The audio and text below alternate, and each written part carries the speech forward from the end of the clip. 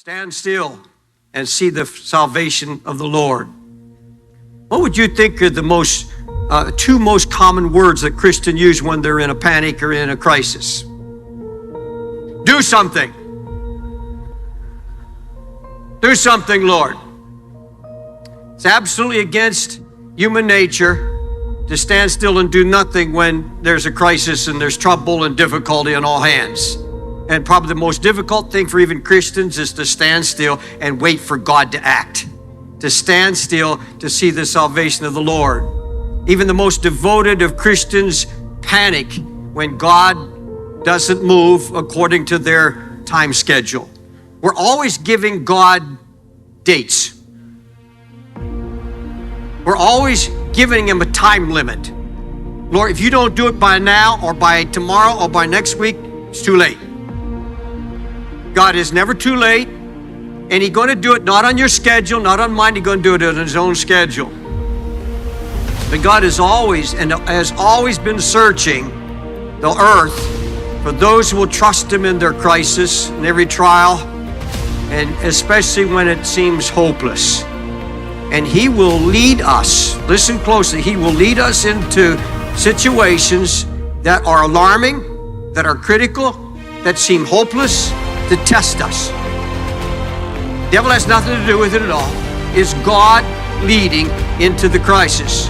The Bible states fairly clearly, the steps of a good man are ordered by the Lord, Psalms 37:23.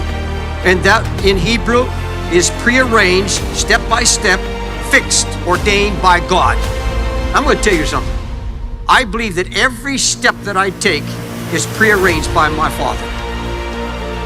Every step that I take is ordered by the Lord.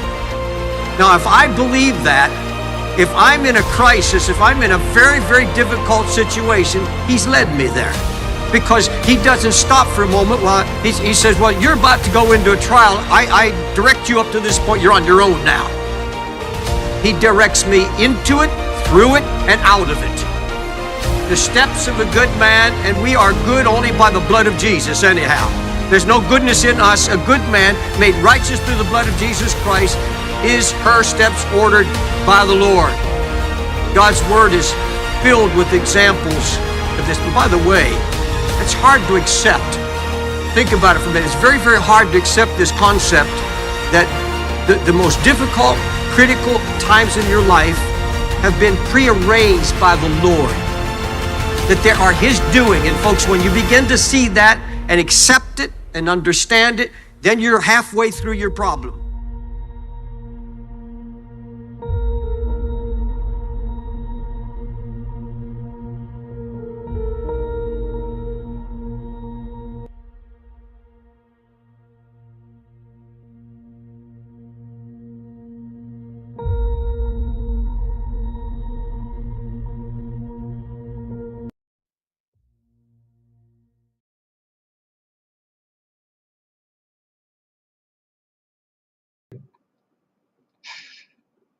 Welcome.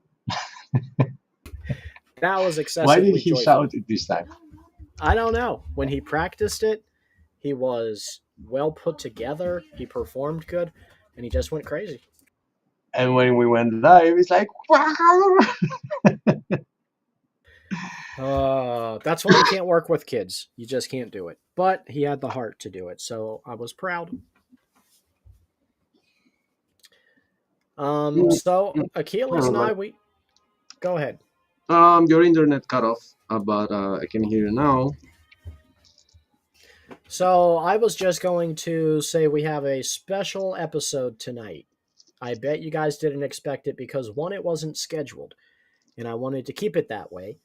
And two, we have a special format we're going to try out this evening. So we always have trouble deciding whether or not we want to have open panels or closed discussions, right, Achilles? It's kind of a battle we go through. Yeah.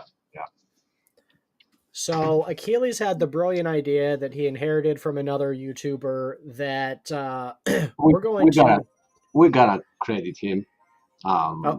We have a debate coming soon, which is this Saturday on the Kentucky Atheist Show, and somehow I think collectively we came up with this idea that we're going to bring the Wheel of Fortune for the debate topics, because that would make it more interesting. We were like, why don't we do it here too? Yeah. So Achilles put together for us an awesome wheel, and this Oh, yeah. wheel is going to decide whether or not we do a Job Bible study, the proverb of the day, talk about Catholicism in what?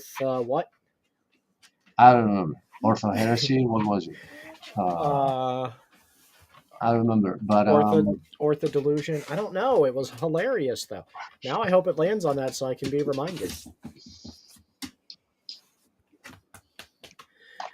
Yeah, but we are going to do that. let's give it a couple of minutes so people get notified, and there are more around to see that beautiful wheel that it took me hours to build. Like I used the router, a 3D printer, and then it's ready. And by the way, Achilles, this is why, if anyone's wondering, we usually always post the link out in the comment section, but this is why we have not shared the link yet, because we don't know yet or decide whether or not the panel is going to be open, right? That's kind of the fun, exciting part. And our topics are gospel read, which is going through what Satan says the most. We do be hating on Satan. Which is he hates people reading the gospel like the gospel itself. He enjoys arguments, but not about what actually happened, and he lost the game. So that is one option. The other one is to go through some Ron Wyatt video that Stephen has been making, which I need to congratulate you for, because not a lot of people are aware of all those discoveries, and it brings subscribers in, which can then hear something else. But the Ron Wyatt is the gateway video to our channel. Can I rabbit trail for just a moment? Of course. So, and Krista doesn't even know this part yet because I forgot about this part of the conversation I had. Kent Hovind called me earlier, and he told me that he had just sat down for the first time and watched the Unmasking Kent Hovind documentary from start to finish. He said, I watched it all the way through each episode. And he said, you did an incredible.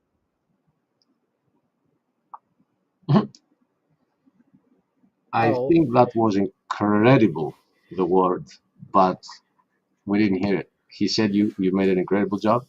Yeah, did an incredible job. And yeah, and I was reminded of that because of what you were mentioning before the show started about having a director's type of mind. So that's really cool. And yeah, so thank you for the credit for Ron Wyatt too. He's fun to do videos about.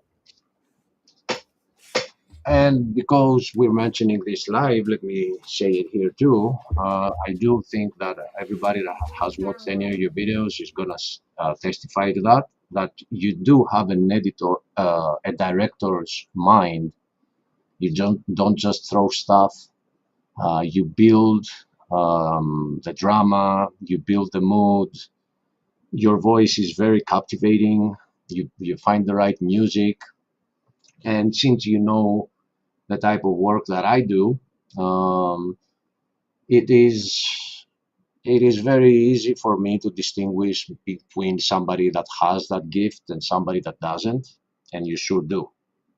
So I noticed this in all the videos you had been making, and then the Kent Hovind documentary, where people might disagree with stuff in it, but it's very hard to disagree that it is very well put together, and it builds up, and it keeps you captivated. That's a gift. It's a skill, and maybe you need to use this. Make something about this in the future. Well, I wo- thank you. Coming from a seasoned editor like yourself, that's a compliment. So we make a pretty good pair because you helped a lot with that documentary. As a matter of fact, you helped so much I was going to put you on the credits and you begged me not to. what I did for that documentary, I'll tell you now, and you're going to see how right that is. Um, we started the first part together, and somehow um, it's like I kickstarted your uh, your engine, and you went off and you disappeared from the world for like, I don't know, what was it, a couple of weeks? Wasn't that much, and you spit out all the other parts. I So think Krista will tell you it was a good solid 2 months. You think it was about 2 months to make that documentary? Yeah, I'd say at least a month and a half. Because we gave a time schedule. When we discussed it and came up with the idea, we're gonna do the Kent Hovind documentary. We made an announcement that all the atheists were mocking us for. Remember, we said yeah, coming out in 3 months, and then we did it in a month and a half. yeah. So that's what I can take credit for kickstarting that editor and director within you by us brainstorming the ideas. Because after than that, I even myself lost you. You got lost, and I understand that because when I edit, I get lost too. And I've said this in a previous video, which for people to know that I'm not lying, I can tell you the name of that video. It's called Planting Season in 2017. It got recently banned from YouTube, but you can still find it in Odyssey. I gotta remember to bring that up. I'm actually working, rabbit trails. I'm actually working on bringing back some videos right now from my past because one of them got taken down from the 2016 playlist, which is something that I can't have. Then another one that was missing from the 2018, maybe I should go back to that. But what I was trying to say here is that I said in a video that when we create something, we need to use the same method that God uses for people to create other people. We make love. And if you don't fall in love with what you're making, it's not going to end up nice. So uh, I know that when I'm editing, I fall in love with what it is I'm doing. When it's uploaded, I move on to the next. I'm, I'm you know, committing adultery. But but Well, I think that's what happened with you too. You fell in love with it so much, and you cut off ties with the world. And I think that's important. Whatever people that use their hands to make stuff, like even a table, um, a bed with working with wood or with metal, whatever it is you're doing, you have to fall in love with what you're doing at that mm, moment.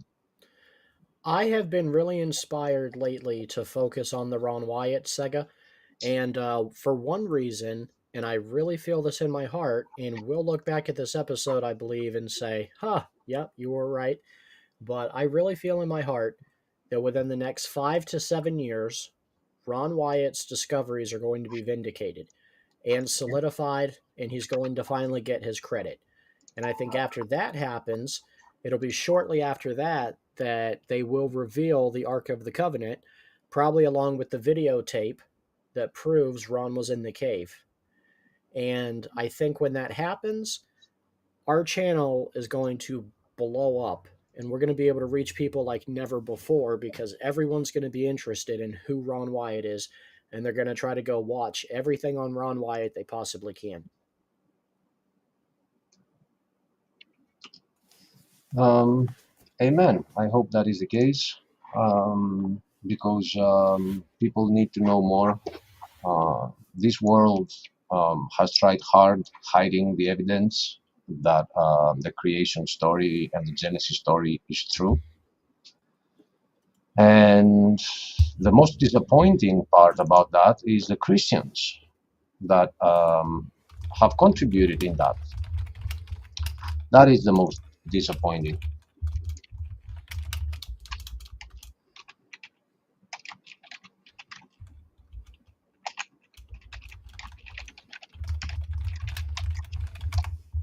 All right. Oh no, what's going on? So, Achilles, Uh-huh. it was your idea to do the wheel.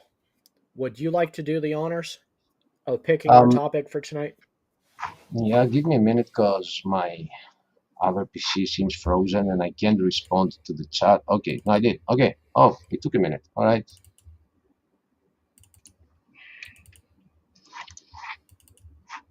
Oof. Wait a minute. My computer is acting up on me, and it's not this computer, another one that I'm using, but I can't tell you about it. It's a secret. We don't talk about the other computer. So I gotta go back again. Click on it. I just want to type in hi GG and you're not mod. So where's mod? That's what I was trying to type, but it's slow. I actually suspect that is mod.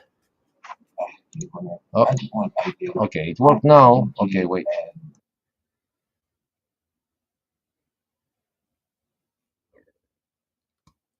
Okay, and Achilles muted himself. Yeah, because it's lagging and I can hear my voice, and you know how I love it. Stop video.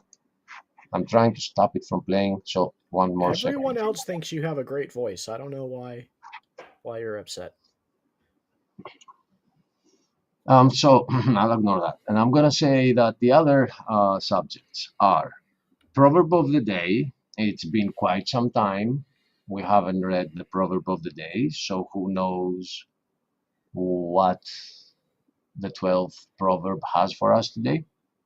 Exciting. The other one is the continuing the job study, which just to be saying something about everything that we have on the wheel. I've been realizing, Stephen, when I was in the university, my project manager professor told me that there are two types of project managers, and they have to learn to work with together. One is they get very energetic when they start something, and then they lose interest as it's coming closer to the end. Mm-hmm. Mm-hmm. The other one picks up pace when the project is reaching its end and when the deadlines are due. So when the first one starts failing, the other one needs to pick up so the project gets completed in time. And we need to apologize for what we've done with Job, because that's what we've done. When we made it to the end of it, we've stopped. So now we do plan on finishing it because we're actually left off at one of the most exciting parts of the entire book. So the wheel will decide. I think I'm ready, Achilles. Now I'm gonna read backwards because I can't turn the wheel. So the other one is open panel, which is let the spirit lead. Who knows what happens if we open up the panel, right? Those are dangerous. Now the other one is gonna be very hard to read. I need to turn my head upside down. Wait. Oh, okay. I know Catholicism. It's Catholicism and orthodoxus. Yeah. Orthodoxus. All right. God is good. And end times and Antichrist talk. Oh, that's a good one you added, Achilles. And rest assured, everybody, nothing here is planned. Like even let's say if we land on a job study, it's easy. We just open up job, we start reading, spirit takes over. But if we if we end up at the end times and the Antichrist, we'll just start ranting about the ridiculousness of the world today, how closer we're coming to it, how people still don't see it,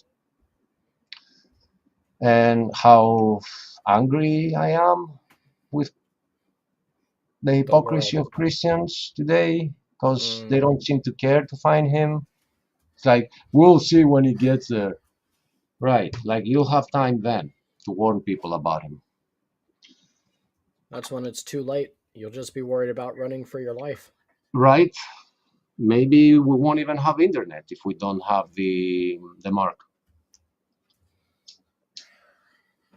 But it's more important to, discuss everything about church history and use the internet to repeat all the reasons that church history is all about fights, and just go back and repeat the whole thing now that we have internet. You know what I'm saying? Because that's what's happening. History will repeat itself, Achilles. Yeah, that's what I see. That's what I notice. But this time, people are also like, back then, people seem to at least, they didn't have an excuse. They had an excuse for being ignorant. Today, you don't have an excuse to be ignorant, let's say, of the crimes that the Catholic Church has committed, the blood of Christians on its hands. Maybe back in the day, they didn't know about it. Some didn't know about it. The people were following them, like the people were following Adolf. Mm-hmm. They thought he was a great leader. They didn't know about the camps, right? They didn't know about them because there was no internet. It wasn't on, media was not writing about it. Now we have all that and people remain ignorant. Mm. So, I mean, back then there was an excuse for being ignorant. You didn't have a newspaper. Printing press started what, in the 50s?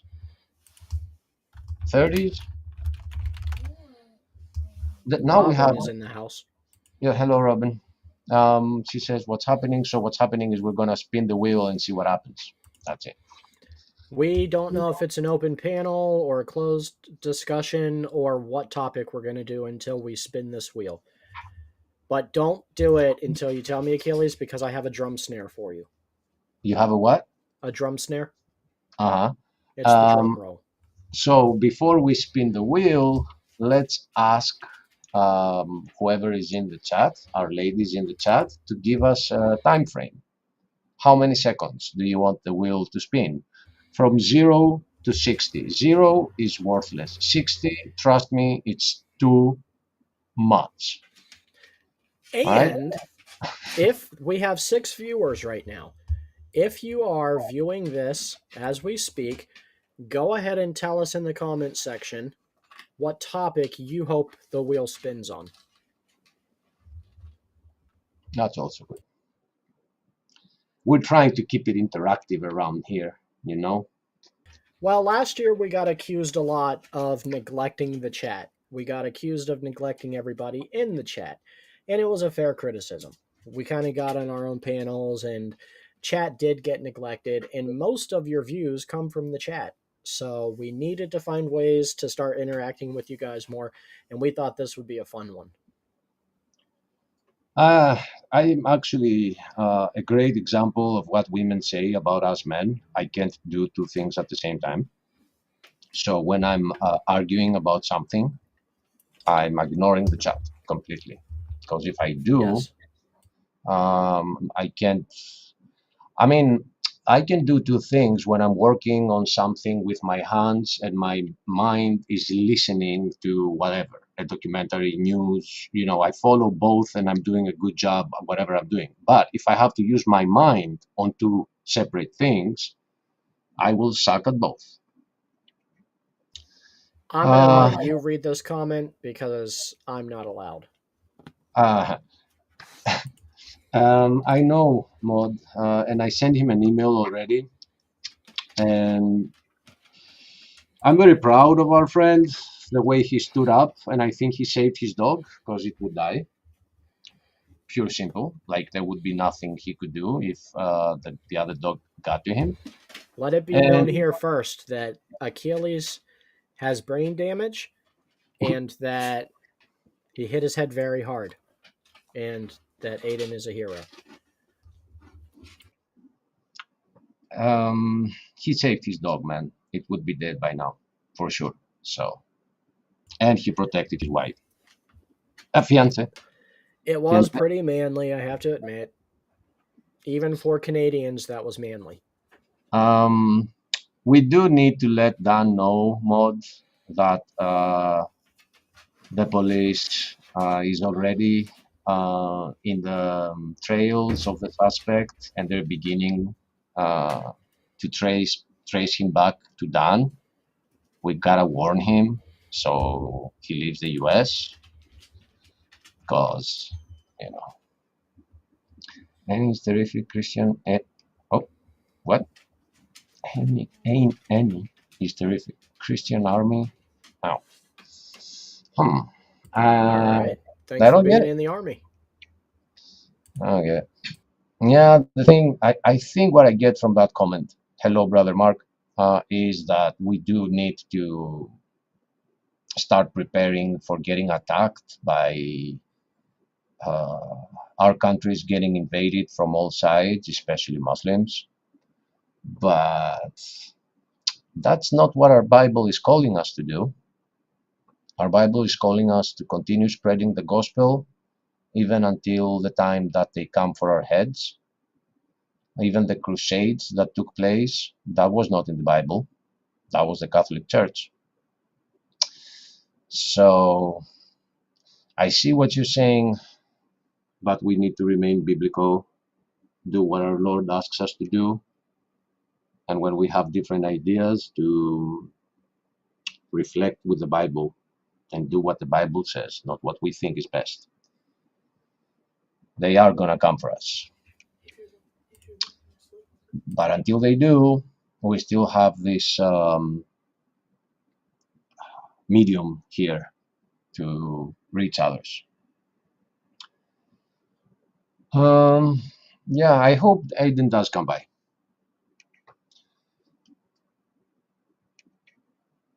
I think Robin wants us to spin 7 times. And yeah, you ladies, neither one of you guys, and Mark. So Robin, Maud, Mark, which topic do you guys hope this wheel spins to? I want to know if you guys are going to guess right.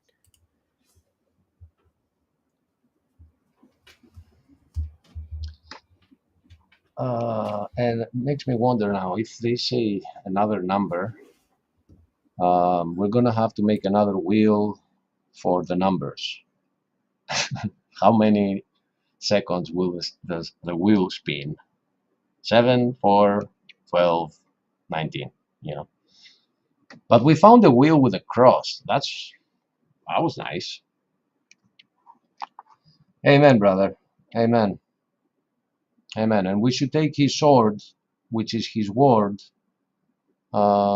put it in our hands and our mouths, and keep using it to slaughter the lies of the darkness that are captivating our brothers and sisters' minds. Oh, speaking of that, the evolution topic is not on the wheel. Oh, you definitely need to add that, Achilles. Why evolution is broken? I think I lost you. Hello? Yes, can you hear me? Yep. Yeah, evolution is a lie. Even though we are going to go on a debate about this, which I have to admit, I wanna confess. Ooh, this is going to be good. Yes, you're gonna do it for me. What is the one word that I gave you in capital letters about the debate on our email when you asked me what subject? Tell the people, what was that one word? On which email? The one word that I pressed all the letters like 10 times and it became a huge word and it was capitalized. That doesn't happen often. Let me see. I'll just tell them. Boring. Yes, clears throat. Boring. Because I don't know, man. I don't know. Debating that subject anymore. I mean, it's a bore. And I don't know. I think I have one question for the atheists. Like, I have a couple. I'll throw them there. I'll let it be a surprise. Because All right. last time I did something like that, which was on the TKA show, I didn't know about it. Now that I do, oh man, and I hate myself for going. But I'll be there. I'll try hard. I'll be there. So why does it say remove winner? I don't know, but it looks like evolution and end times are on the same one. You're right. Remove winner. Okay, there it is. Okay, so that's because we spin it before to see if it works. All right. Oh, Robin, are you gonna be the mod in the debate? Because you should be. She's not. She put it right here. Yeah, please contact TKA and tell him that this channel right here chooses you for a mod. Sorry for that sound. My encoding stuff rendering. Oof. Oh, silence. Silence on my desk. Finally, it's been edited. It's been exporting for 14 hours. The anticipation in this room is so thick. You can smell it. Can you actually tell the difference? Yeah. That the fans stopped. No, working? I can't. I couldn't hear that. Okay.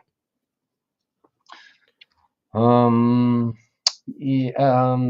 I don't know which one they had TKA has in mind. I don't even know who he'll be joined by. It's gonna be a 3-on-3 debate, which I said already. I think is an overkill. I mean, I don't think it's 3-on-3. I think it's 3 on him. He couldn't even take me. He take 3 of us. See, you tell me I'm not allowed to talk about anybody, and then you talk about everybody and have all the fun by yourself. I'm just saying. I didn't say anything bad. How come I have to be a better person alone? I'm just saying it sounds awfully optimistic. This is crap. That you can take me, Stephen, and Joseph on your own. I'd pick up some backup. I think he's hoping for that classic Kent Hovind moment, taking on 3 of the competitors and becoming the darling of your movement. And I like Joe. I really do. But that ain't happening. I would be more intimidated by debating the Gothic Fabio or in Raw. Some of those big names. Professor Dan would give me some trouble. So there are atheists out there that I would dread debating, and I like Joe, but he's not one of them. And to be fair, he probably does not dread debating me. He was already ready to debate Joseph, and has, I believe, right? Even on my channel, I think. Yeah, I remember something, yeah.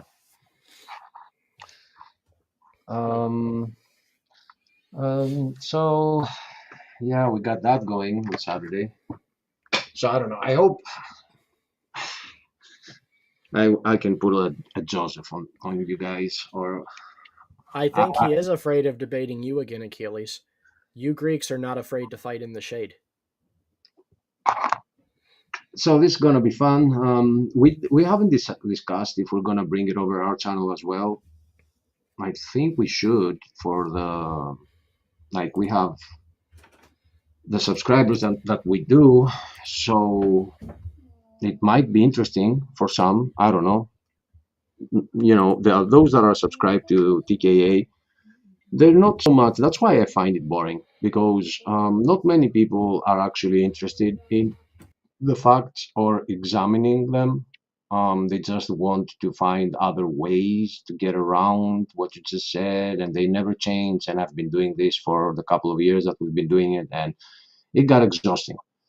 But there are people that can earn from the arguments, and they can, do their own apologetics and debates, like Richard, who is going to see the Catholics.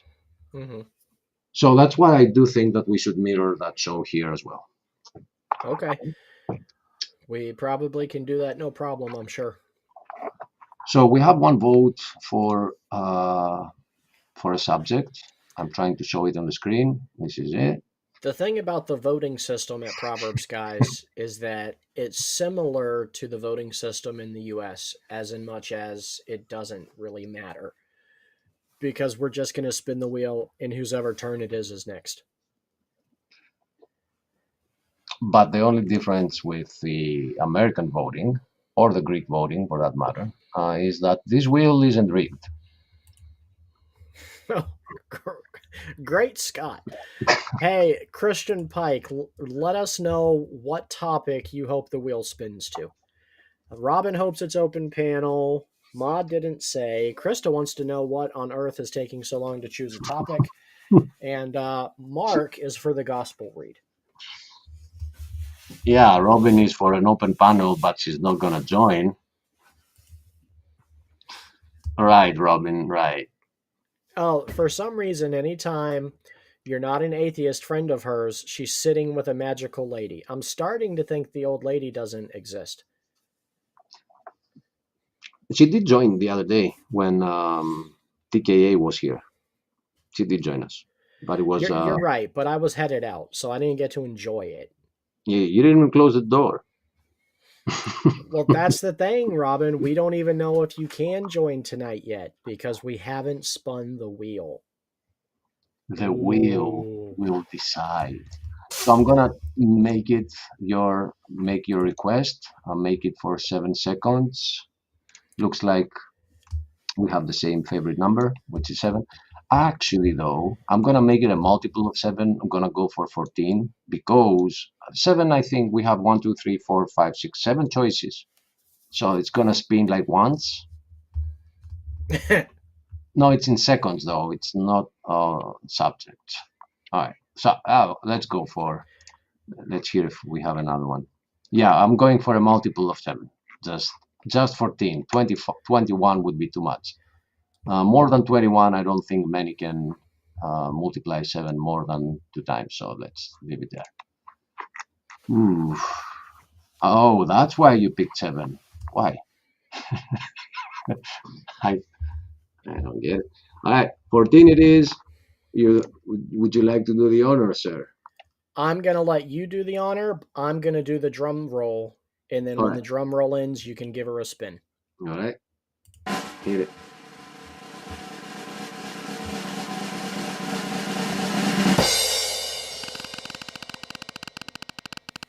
The anticipation is killing us. Can I zoom on the wheel? Yes, I can.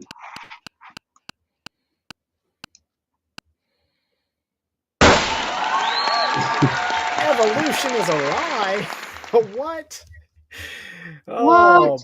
we didn't even prepare for that one at all. Should we make that a test spin, or should we hold to it and go wing evolution is a lie? All right, panel, chat, if you want to spin this again,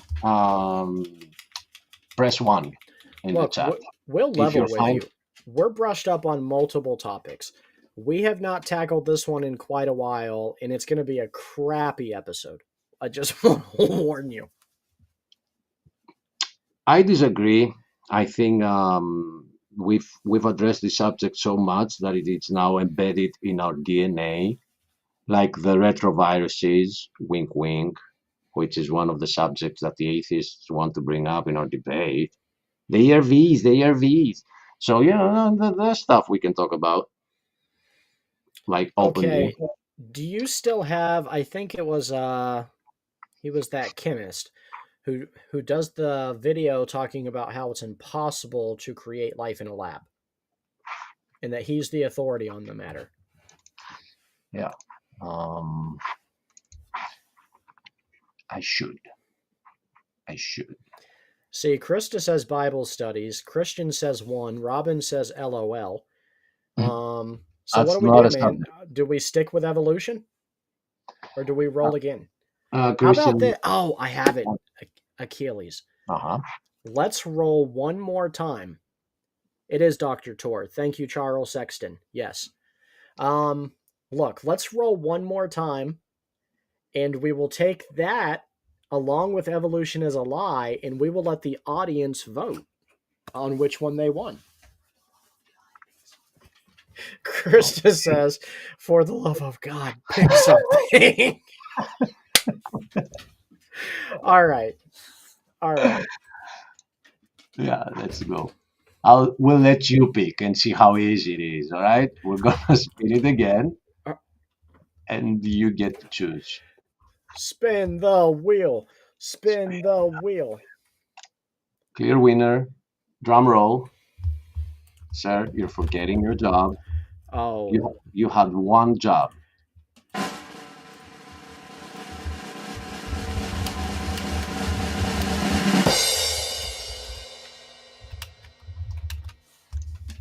Now who's forgetting their job?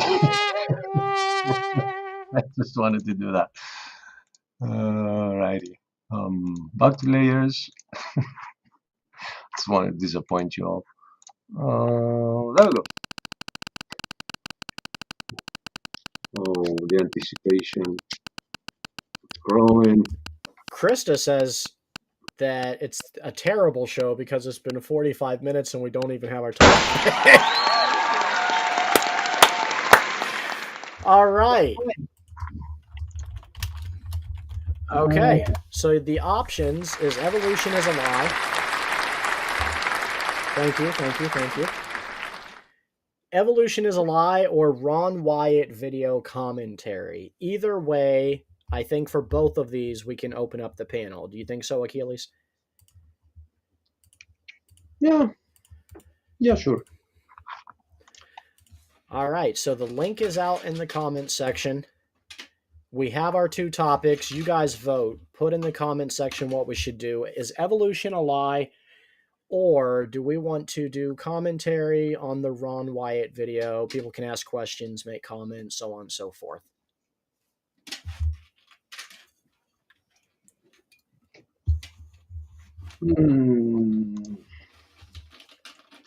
What do you say? Do we give them 10 seconds to decide? Yeah, or they can come right in and tell us. All right, guys. Make your decisions. Put in the comments section. Which topic do you prefer? Krista is just picking anything so we start a topic for the love of Jiminy Cricket.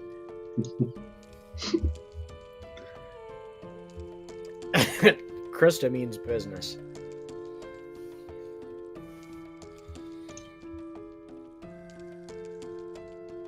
Ooh. Oh, the evolution of Ron Wyatt. Thank you, No, Christian, for titling my next video. I don't think that's what he's saying.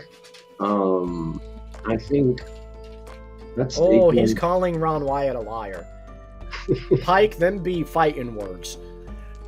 We're going to go back to our Hatfield and McCoy feud. Put your boxing gloves on and get here. Ron was my friend. No, I'm honored. I have got to read from Ron Wyatt's Bible, and that meant the world to me. Origin's a holic. All right, so I guess evolution is a lie, 1 out. Now that we're on the topic of evolution, Achilles, I wish Dan was here because Dan is the man for symbiotic relationships. Dan, you said? Yeah, Dan. Dan is that guy for the symbiotic relationships. Yeah, but Dan is hiding from the law right now. He's in a hideout because of the failed attempt on Aiden. So. Oh, true. Yeah. He's not gonna show up. I wish Theories of Creation was here. I don't know if Bruce would add to this episode. I don't think Bruce is a like. I know he is a creationist, but I don't think he is a hardcore creationist like we are. And since Christian is in, not like totally in, unless now he's in. All right, there he is. Hello. Hello, brother. What is up, Um, Christian? You came to join us for symbiotic relationships? Sure. Good. Tell us everything you know. Well, I think We're some going to take notes. some people have them and some people don't, from what I hear. I have evolved. See? Points for Darwin. I have evolved into a symbiotic relationship with Krista. I could not survive mentally without her. I feel that way about Coke Zero. She drinks Coke Zero, but you're probably not a diabetic. Not yet. That's why I'm switching to the Coke Zero.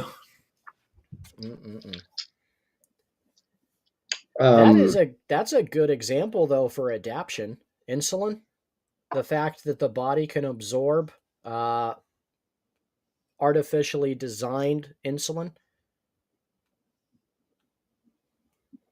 Yeah. I mean, there's a lot of examples like that with modern medicine and how the diet's changed and all that. I was thinking when you gave the definition the other day to Tabitha of what it is you believe in, which was a clear-cut answer that is saying that you believe in some mechanisms, that they are there, that's for sure. I think I didn't get to respond that at that time because if you remember, I left. Then when I came back, we were talking about something else, and I even put a title here which says which word on my username, and which I can't remove right now.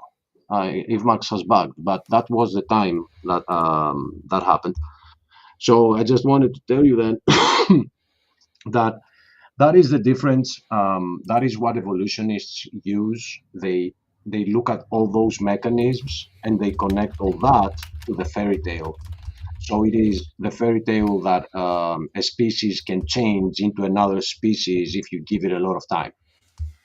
And that is where we draw the line. So the somewhat official way of saying that is that that is called microevolution or not adaptation, variation within the same kind. And what you were discussing about the squirrel, for me, this is a very hard word, right? It's a cute animal, but it's a very hard word.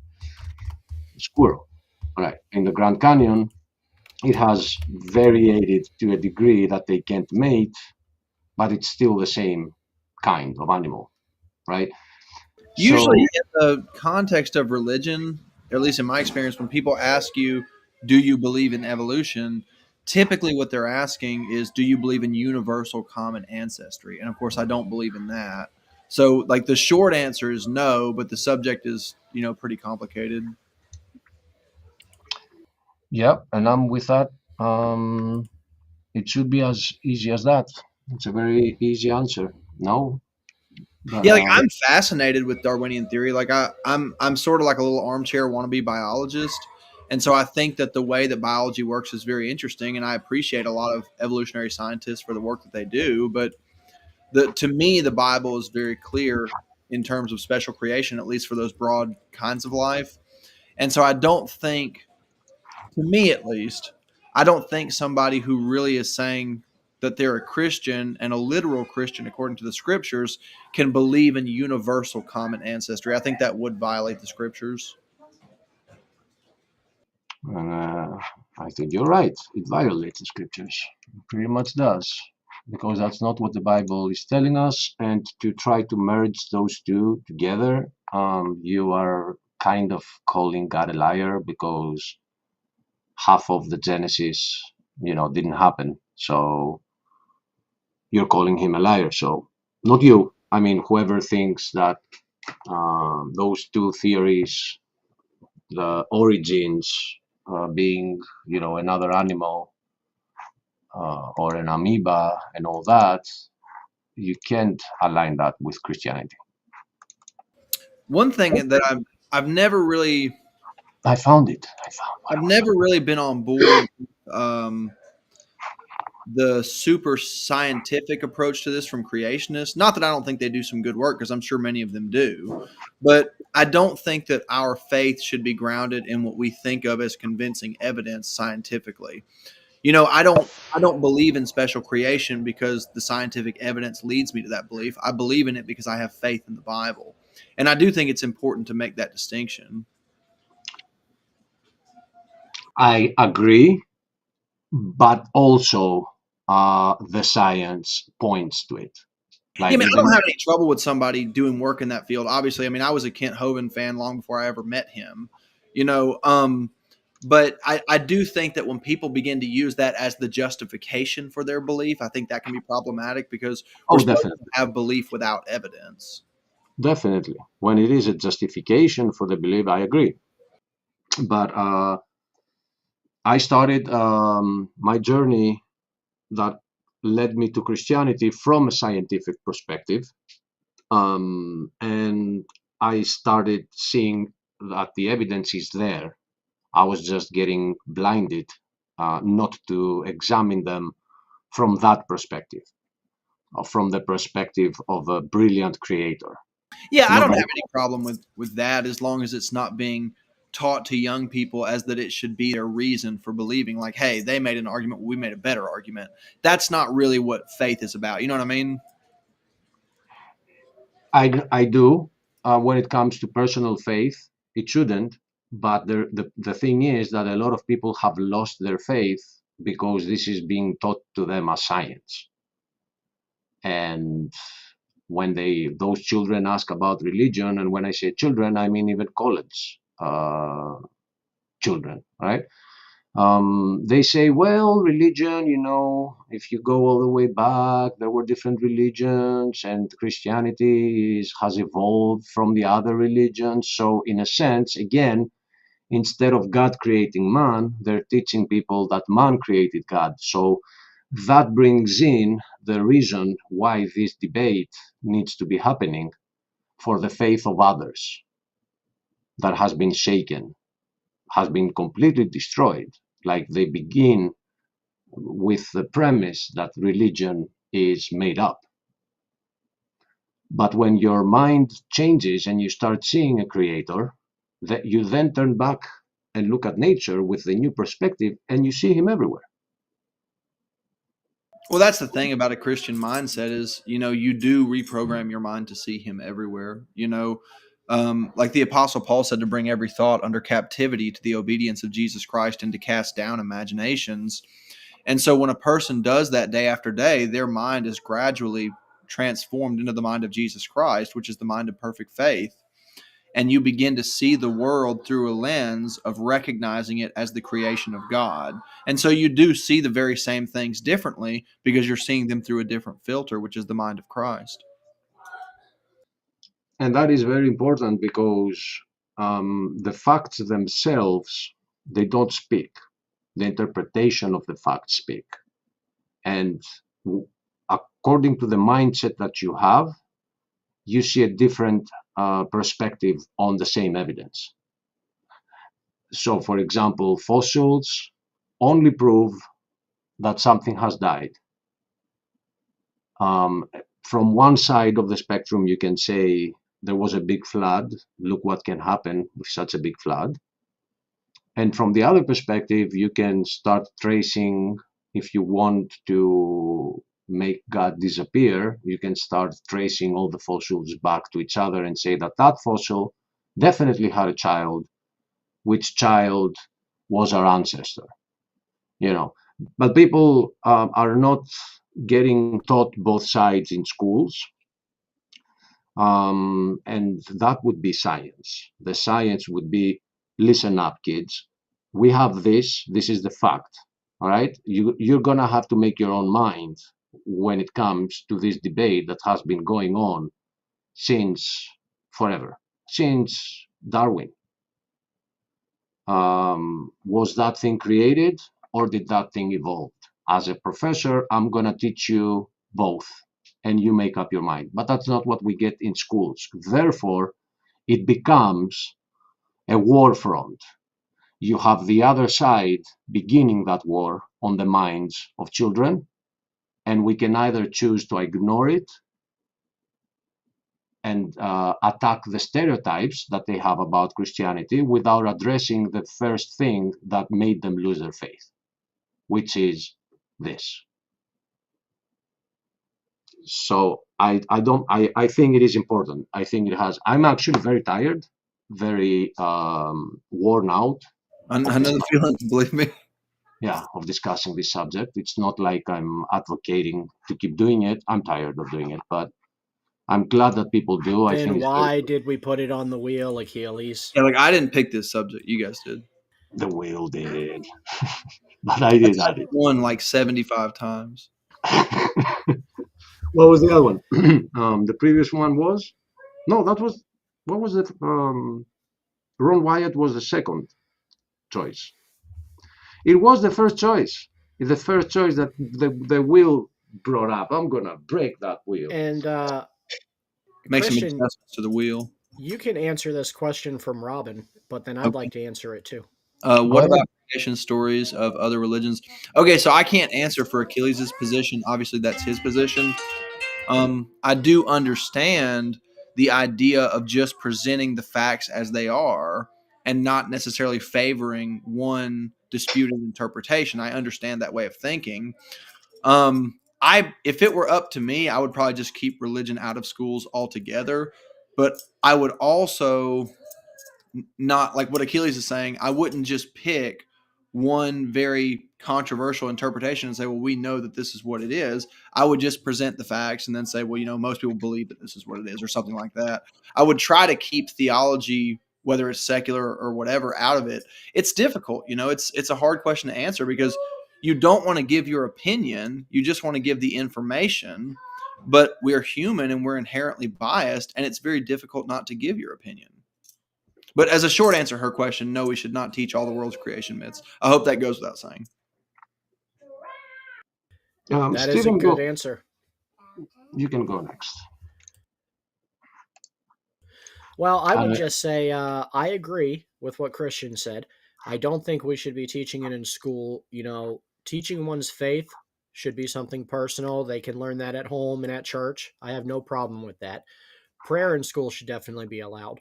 But I would also like to just stop teaching this dogmatic theory of evolution. And truthfully, it's not even all the public schools' fault. Even on kids' cartoons like Land Before Time, it's full of evolutionary teachings, and T-shirts at Walmart made for kids start off with millions of years ago. I mean, let's just agree that there were dinosaurs, because I would love to buy my kid a shirt without a lie on it.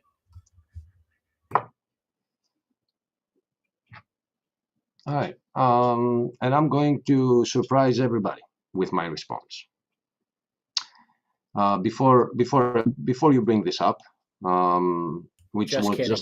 it was a quick Google search, and I found what I was looking for. I want to say that being in Greece, I'm giving you a perspective from outside the US. All right. I got taught all religions, especially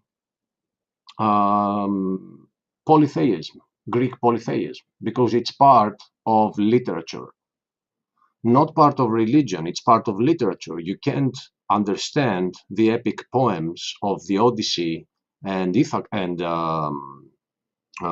Iliad, Troy, if you don't understand the pagan gods, right? So I got taught that.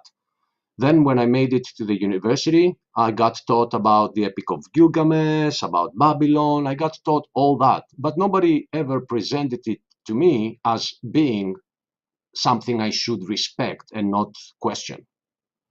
When it comes to Christianity, because I'm in a Christian country, surprise, surprise, I was not taught Christianity. I was given a book for every year of my high school, which is 6, that tells me all about the different levels of the bishops, what we wear and what we hold, why we celebrate that saint, why we venerate the other saint, how important was Mary.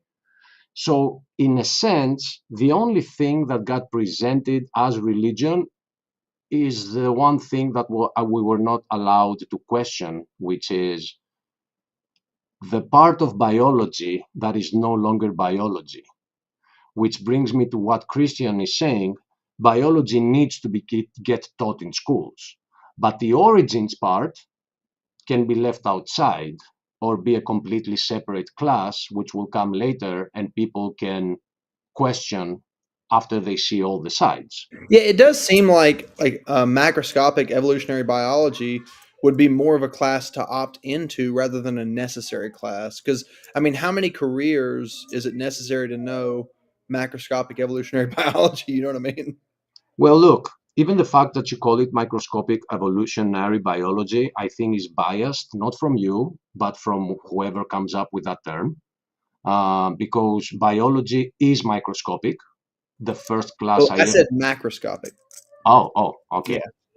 Yeah, I Um, just meant as far as all the assumptions that go into long-term biology. I don't have a right, problem with there being a class that offers the information on the subject, but I don't think something like that should be mandatory.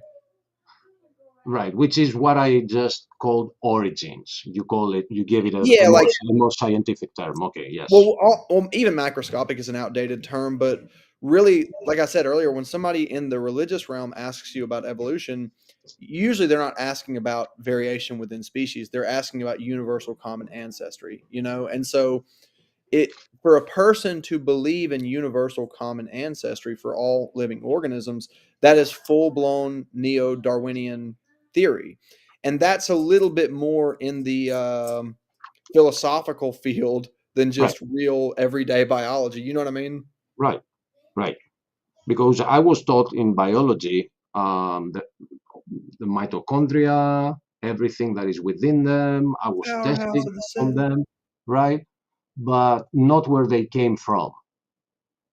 That was not in my biology class. Then now it's in. Now actually, at some point I was telling you guys that it's not in the Greek books, but I read further and it's there. It's just not at the beginning. I was expecting the whole evolution thing to be at the beginning of the Greek biology books, but it's not there. It's at the end of the book. So I did find it in the recent biology books, and I think they have sneaked in religion inside science. And with that, let me bring this up. So this is, I just Googled here.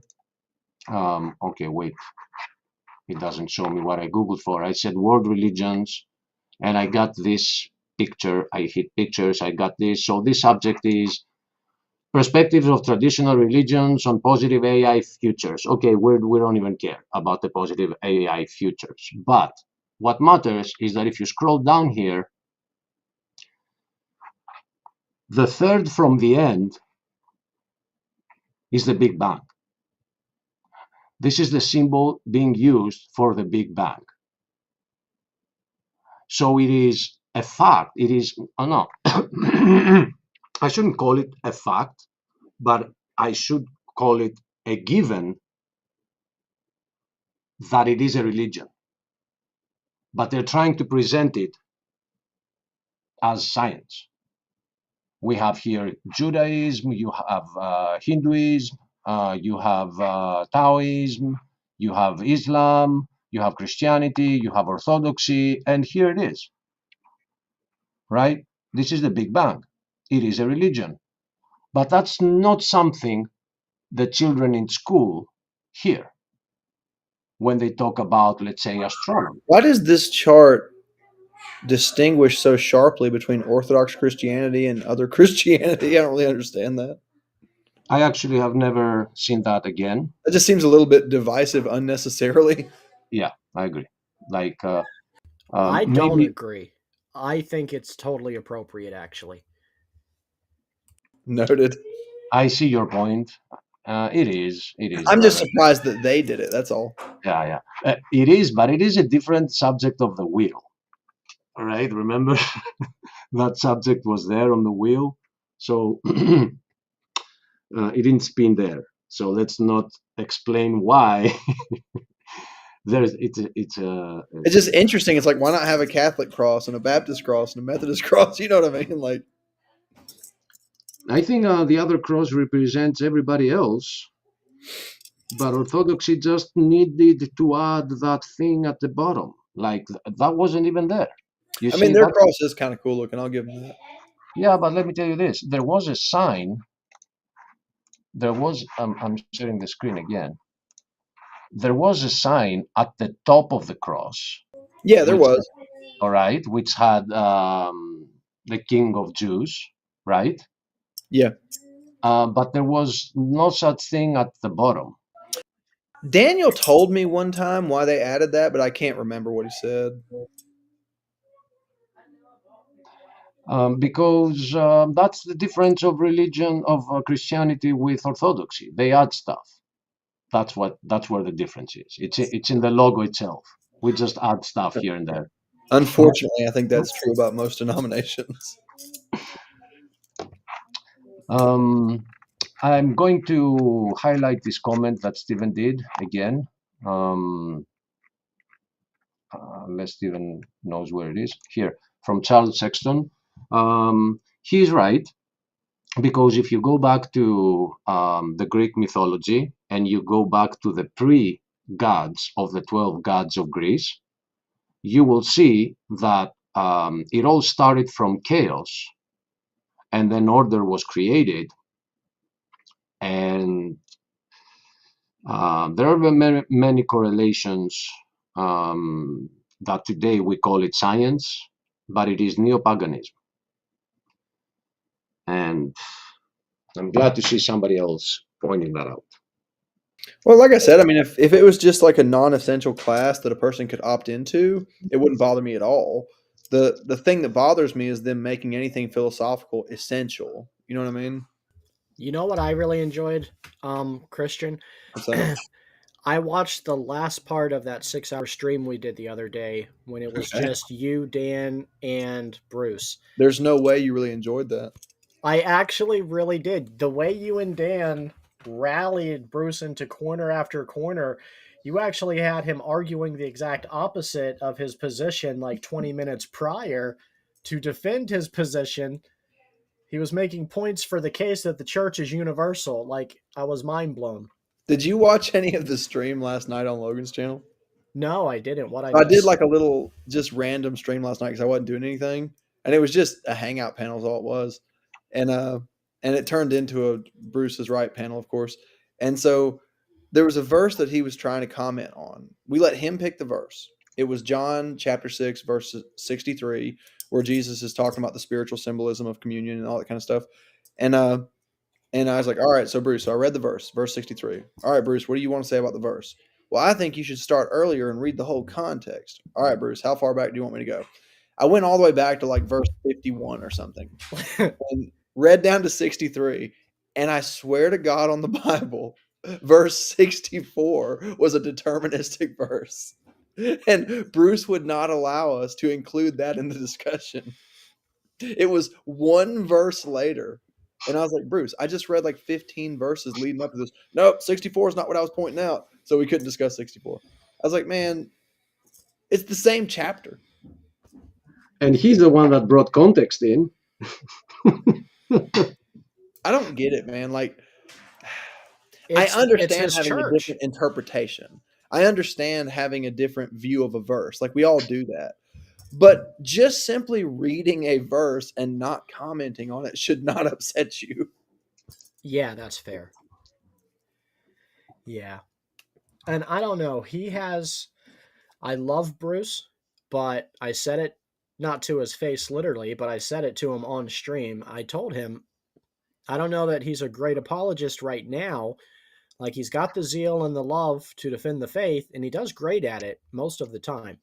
But I think coming from a Catholic background, he does have that apostolic regression that we talked about the other night stuck in the back of his head. Like, he thinks that a pastor has to physically lay hands on you. Oh, he definitely believes in that. I've tried to explain that to him 10 times. I'm like, Bruce, listen, I'm not even mad at you. You can believe what you want to believe, but you do believe in that.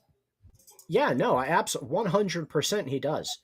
And then he also believes in the same local church, like the church is not the body of Christ, made up of all of us, that it's an actual entity like the Catholic Church. I didn't even Like, know you that can't was something shake that. people argued about till I met Bruce. Yeah, me either. I've never even considered that as a subject matter. What's interesting to me is the more the NIFB, and to a much lighter extent, some of the IFB, the more cultish they turn, the more they look like some weird form or adaptation of Catholicism.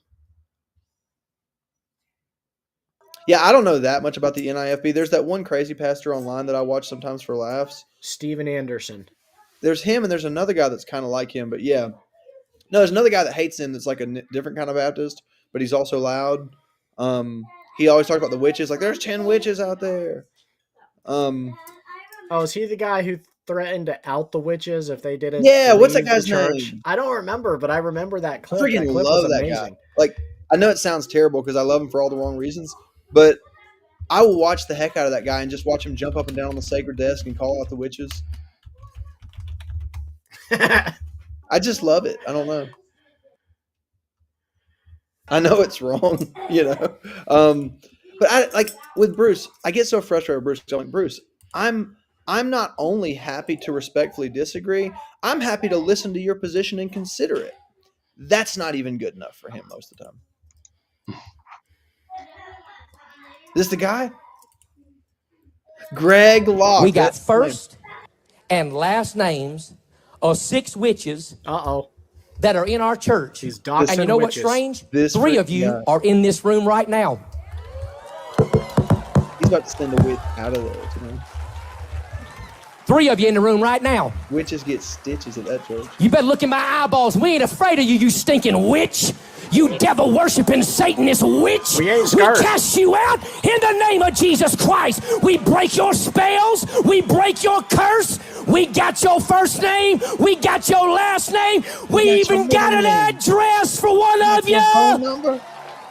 You so much as cough wrong, and I'll expose you in front of everybody on this tent, you stinking The witch. library card. You were sent to this church to destroy us. You were sent to this church to lure us in. You no, were he sent to this wasn't. church to cast spell. Listen, some of you been sick because you befriended that witch. Even tell me this guy 2 doesn't- of you in my wife's ladies Bible study, and you know who you are, and we gonna ask you to get out, or I'll expose you in front of everybody.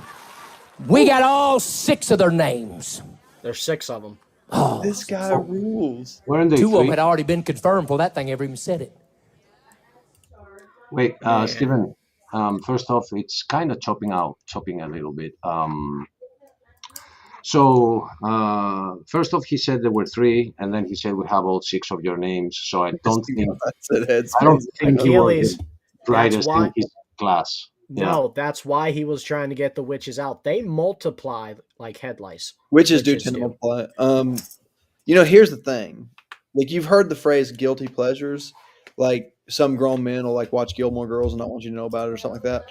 So my guilty pleasure is watching Greg Locke videos. By the way, The Office for me. That's a regular pleasure.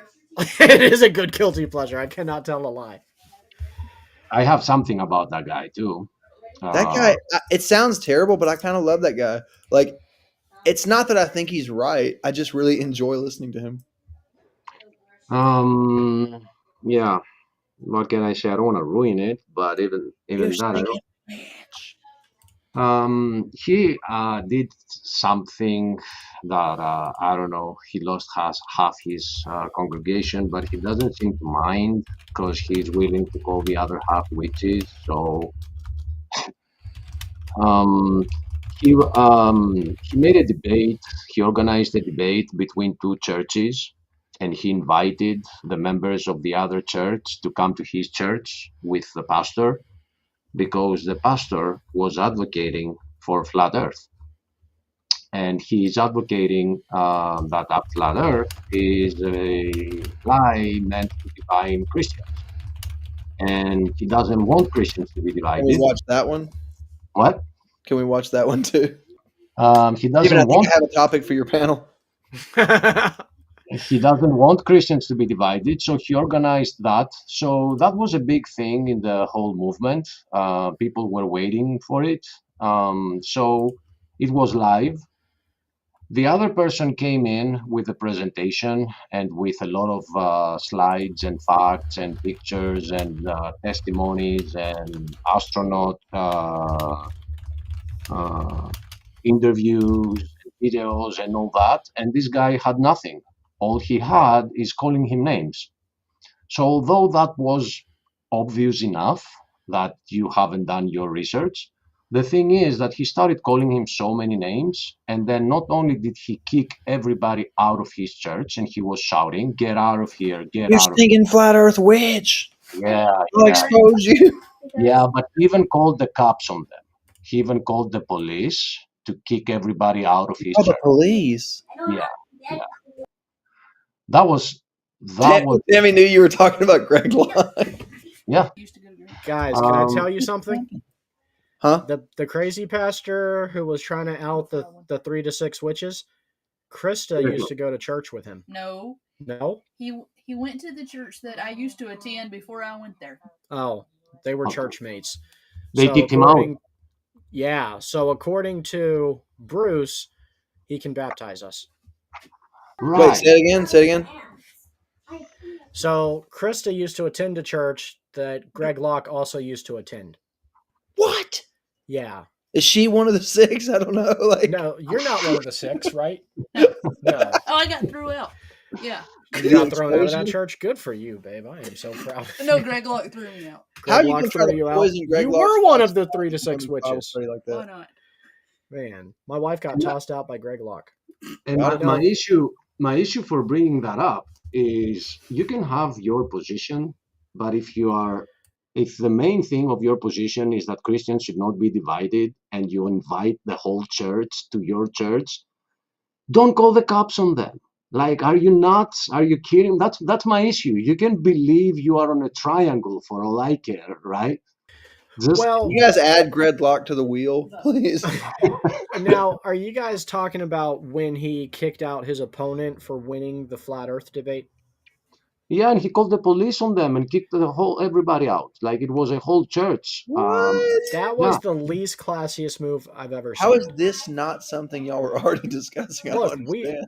there's I'll also tell you what video- happened, by the way. He deleted after the negative feedback that he received. He deleted the whole live stream from the internet, but we've recorded it. We have the whole thing, so you can look it up. Krista was one of the witches the whole time. Yeah, people have Yeah. uploaded it, and I'm promising you, you're gonna learn something. You first are gonna learn how not to be a Christian, like not be like him. But when it comes to the other subject, it is a legitimate debate. The other side is not nuts. Still, you don't say that we need to be united, and then you kick them out of your church and you Where's start. his church at? I don't know, but Robin I'm said thinking road trip. You know what I Robin mean? said that it has been destroyed twice by tornadoes. He'll rise again. It's going to take more than that. It was the witches that brought the Yeah, tornado probably. level 4. Yeah, I don't know. I mean, 6 witches is pretty formidable. Yeah, like if they start running around the church, you create a tornado. The thing is if your church has any more than 4 witches in it, I feel like it's the pastor. You know what I mean? That is a surplus of witches. I mean, that's an excess of witches Above for average, sure. for sure. And the whole thing, the way he does ministry, he's part of, not just him, whoever does that. They are part of this evangelical movement that uses your emotions more than your spirit. Like it doesn't focus so much on the word, but on the emotions that they stir up by shouting. It's like, it's the spirit. Yeah, right, it's the spirit. I wouldn't want to be part of your family. I would like to hear him preach on 1 Samuel chapter 15. If you know, you know. No, please It's elaborate. the Witch of Endor. I back made myself some coffee, but this is going to 5 a.m. The So ones I really hate, guys, are the pastors who bang on their podium and yell a lot. I'm always thinking, like, dang, show me on this doll where the podium hurt you. speaking of that, did I mute myself? No, I didn't. All right. Speaking of that, Speaking of that, Achilles. Yeah, we were speaking about that. Yeah. uh, man, my brain. I'm having a brain fart right now. Steven Anderson.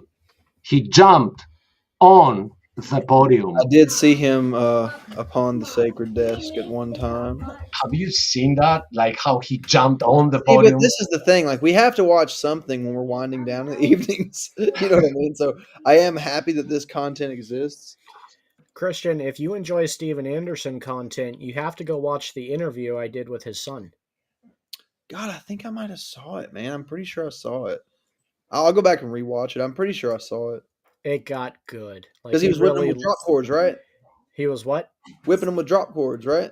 Oh man, that wasn't the least of it. I Apparently remember they were hearing about into the drop some cords because I told ping-pong Aiden if he kept paddle one in his play. mouth, I was going to get like a 12 gauge and come after him.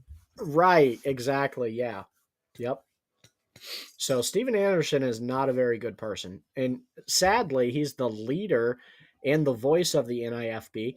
So all the other churches who left his influence, but also left the IFB, are just kind of stranded out there with no Isn't that belonging. what like Tim and that other guy are on Ryan's channel? Is IFB? They're either IFB or NIFB. I think they're one or the other. I don't want to speak for them, but I think they are. Yeah. There's not a total lot of difference between them. For one thing, I think the NIFB is primarily post-trib, and the IFB, I think a lot of them are pre-trib. Oh, I did hear that. You might have been the one who told me that because I asked that question before. What was the difference? Yeah. And the thing about the IFB and the NIFB is both of them take the rapture so serious, it causes church splits, family splits. Like, it's toxic in those movements. How could you split with people just because you have a disagreement about that? I have never understood that. Maybe it's because I was not raised up in a denominational church or church at all. But the idea of having like an honest disagreement about something don't seem like a good enough reason to split a church. Or a family. Yeah, like can't we just disagree? You know what I mean? I mean, it's affected my wife's family. That's There's been wild, man. engagements that were broken up over a belief in the rapture. I mean, obviously there are some things you have to draw a line in the sand on some things, but just to have a difference of opinion about eschatology is no reason to split a church.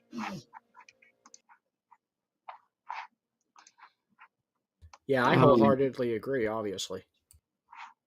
Well, like the other day, I was laughing because not the other day; it's been a couple of months ago. But Uh-huh. David and Daniel were on a panel that I was on. David Zelitston, you know, and they were talking about how the Catholics and the Orthodox are not in communion. And I was like, guys, do you know what the word communion means? Because y'all are communing right now. This is what communion is. Like, if you weren't in communion, you wouldn't be here talking right now. Like, what do you mean you're not in communion? And I think some of that stuff goes over their head a little bit. So Krista is correcting me. She is letting me know that there are a lot of differences. So Krista, please come tell us some of the differences. And Jamie, how are you? Hello, Jamie. You know, Jamie, for some you reason muted as son of a gun. we can't hear you, bro. Terry's done put the whipping on him. Look at him. Can't even talk no more. Yeah. She took his breath away.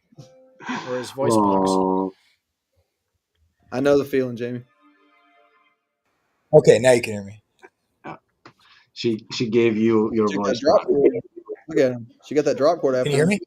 Yeah. You hear me now, right? Okay. So the NIFB is non-dispensational. Hey, Robin. They're not dispensationalists. Okay. Hello, Robin. Yes, please tell us, Jamie. They're not dispensationalists. So in order to be pre-trib, you need to be a dispensationalist. They're not. Yeah, they're Um, not pre-trib and pre-trib. You have to be dispensational. Hey, Right. 1 second, guys. Krista is here. She doesn't want to go on camera, but she wants to just briefly tell us some of the differences between IFB and NIFB. We got her first name and we got her last name, and we have her address. She wasn't one of those three. She was one of the other three that made the I six. think IFB can be dispensational or not. let's find out. So, what are some of the differences between the IFB and the NIFB? Is that like a whole beaver so- over there? Oh, it's So a cat. the new IFB, most everybody in the new IFB, one of their key foundational things is they're all post-trib. Most of the IFB, which is just the regular Independent Baptist, they're normally all pre-trib. Said Normally, IFB's pre-trib and IFB's post-trib. Yes. Okay. They don't and have. then another difference is most old regular Independent Baptists, they're dispensational, most of them. And then the new IFB is strictly they're non-dispensational. But Also, the new IFB, they believe in replacement theology, The that new the IFB Christians is have replaced the Jews. non-dispensational? He said NIFB is non-dispensational.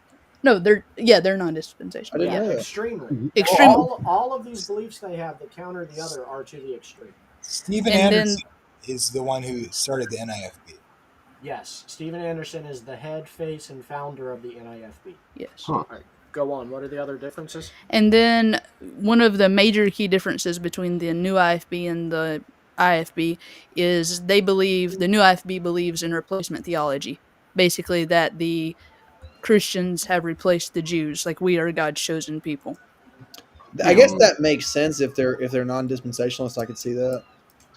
yeah, because there is no way to attach all the verses that speak of rapture to pre-tribulation. So in order to do that, you either need to be a dispensationalist or to have some other theory around it, which that makes sense. But it sounds to me like they're not reading Romans 11 much, are they? Well, yeah, I would argue that.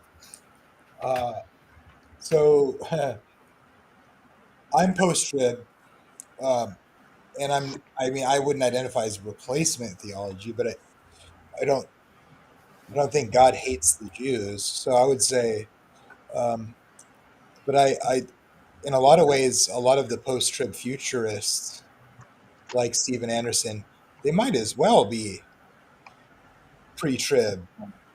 To me, the problem with pre-trib historically is that they think that Jesus is going to come back and, to rapture the church, and then people would have another chance after that.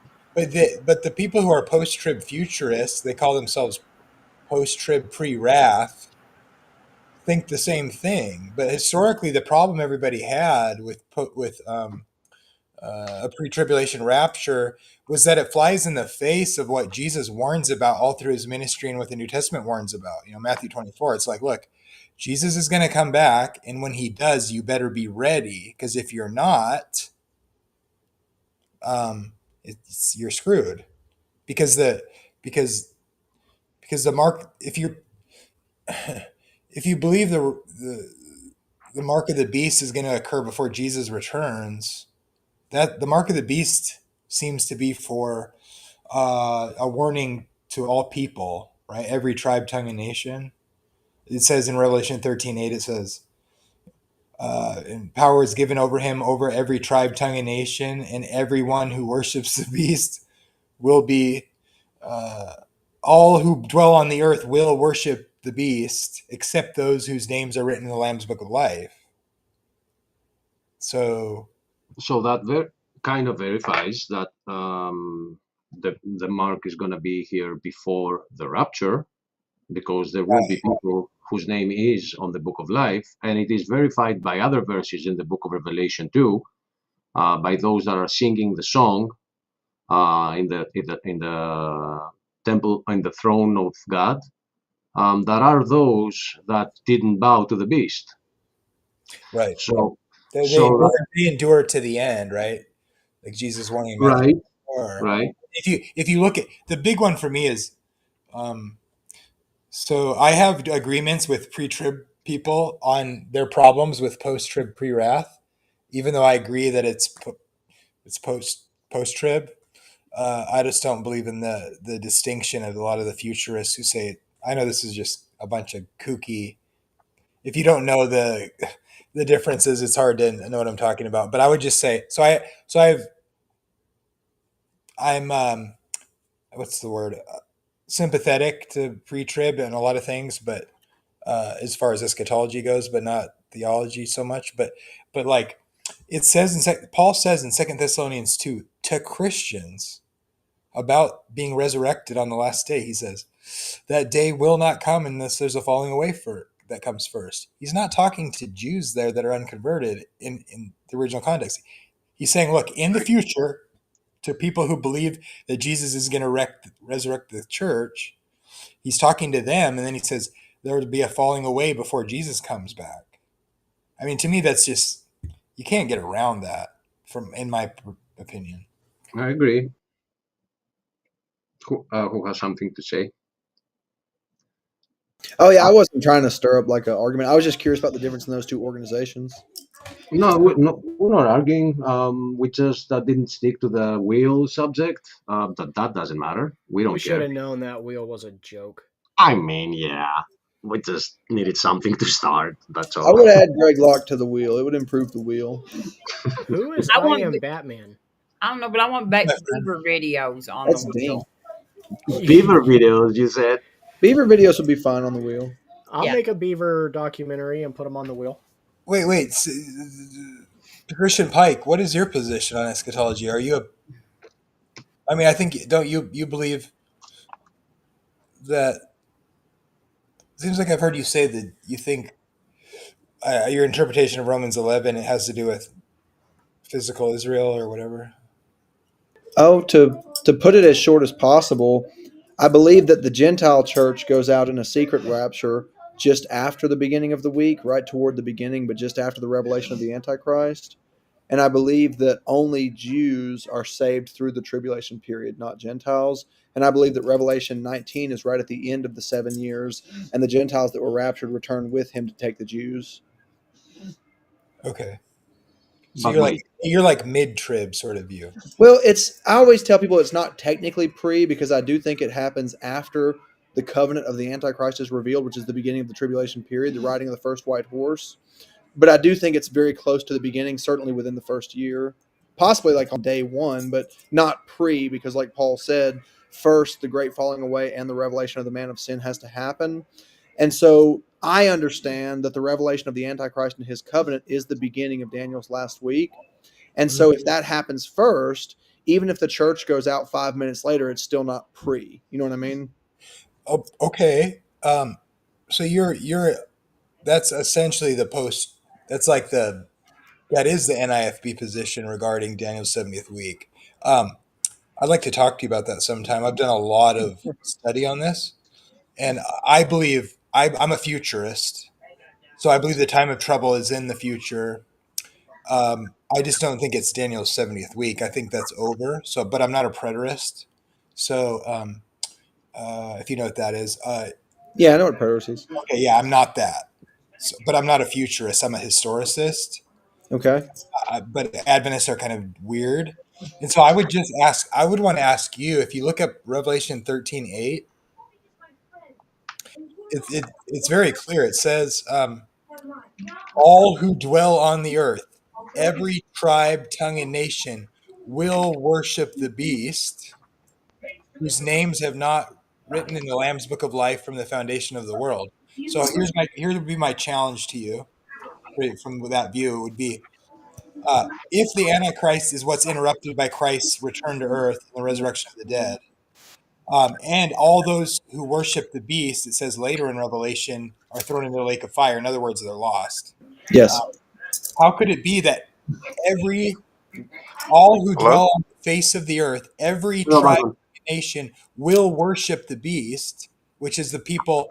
Thank you. See there? I'm familiar with the chapter, Jamie. He's got it on the screen. What chapter is it?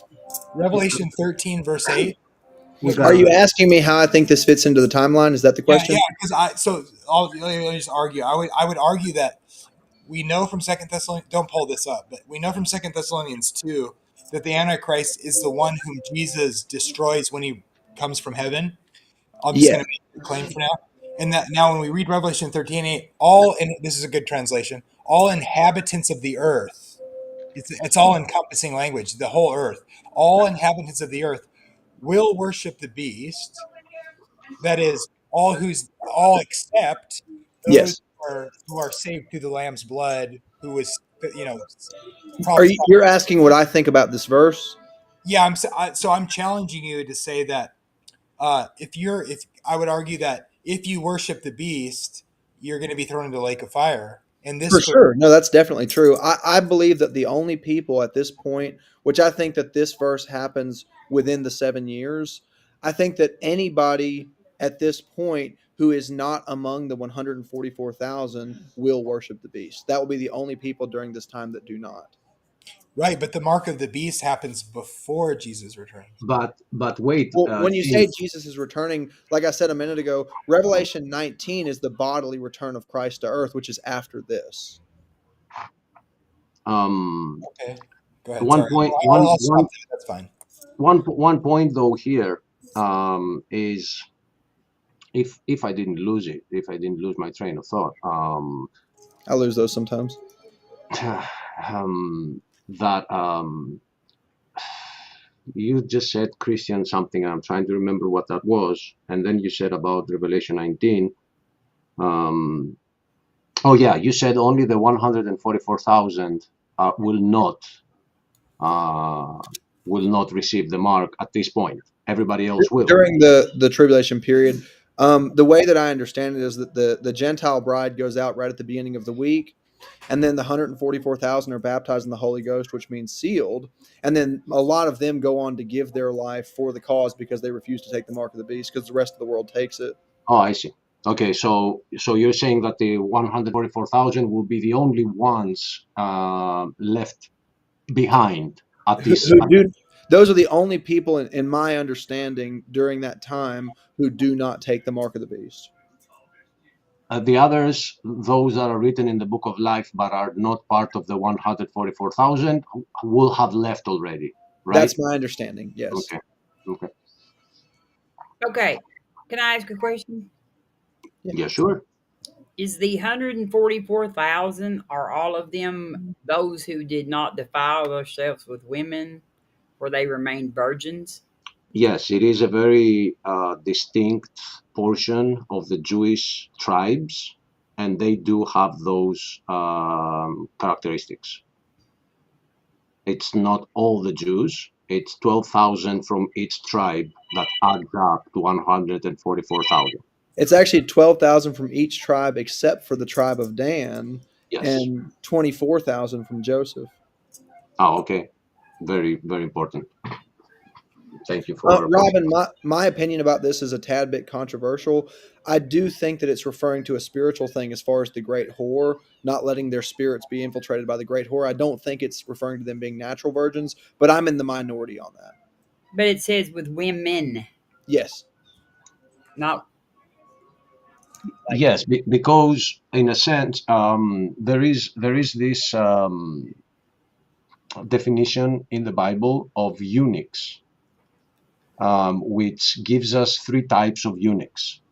One of the types is somebody who will not touch a woman by a choice, not because they were born that way, because this is another type of eunuch. The third type is those that have been castrated. And there is a third type, which is that for the love of God, they chose not to be with a woman. So it could be something like that. People like Hey, that. can you guys hear me? Yes, I am Batman. Yeah, we can hear you, Dean. Oh, okay. All right. Are you Odin? Is that Odin? Yes. Yes, ma'am. Okay. Welcome, Odin. At least somebody's excited to see me. Hello. Yeesh. I'm always excited to see you, Dean. What happened to Jamie? Jamie left. Yeah, where did Jamie go? Jamie. You're back here. I was gonna ask you guys a question. Is there a no tribulation position? What did you say, Dean? I'm sorry. Yeah, I was gonna ask you guys earlier. I wanted to ask when Jamie was in the room, but is there a no tribulation theology? There are people who are they just sort of believe that everything that was prophesied as far as the tumultuous times has all been fulfilled. Like preterists, for instance, think that we are living during the millennial kingdom. So there are like a very small minority of people who have positions like that. Yeah. Oh, okay, okay. Is that the 70 AD people? Yeah, for the most part, that's how they interpret it. Yeah.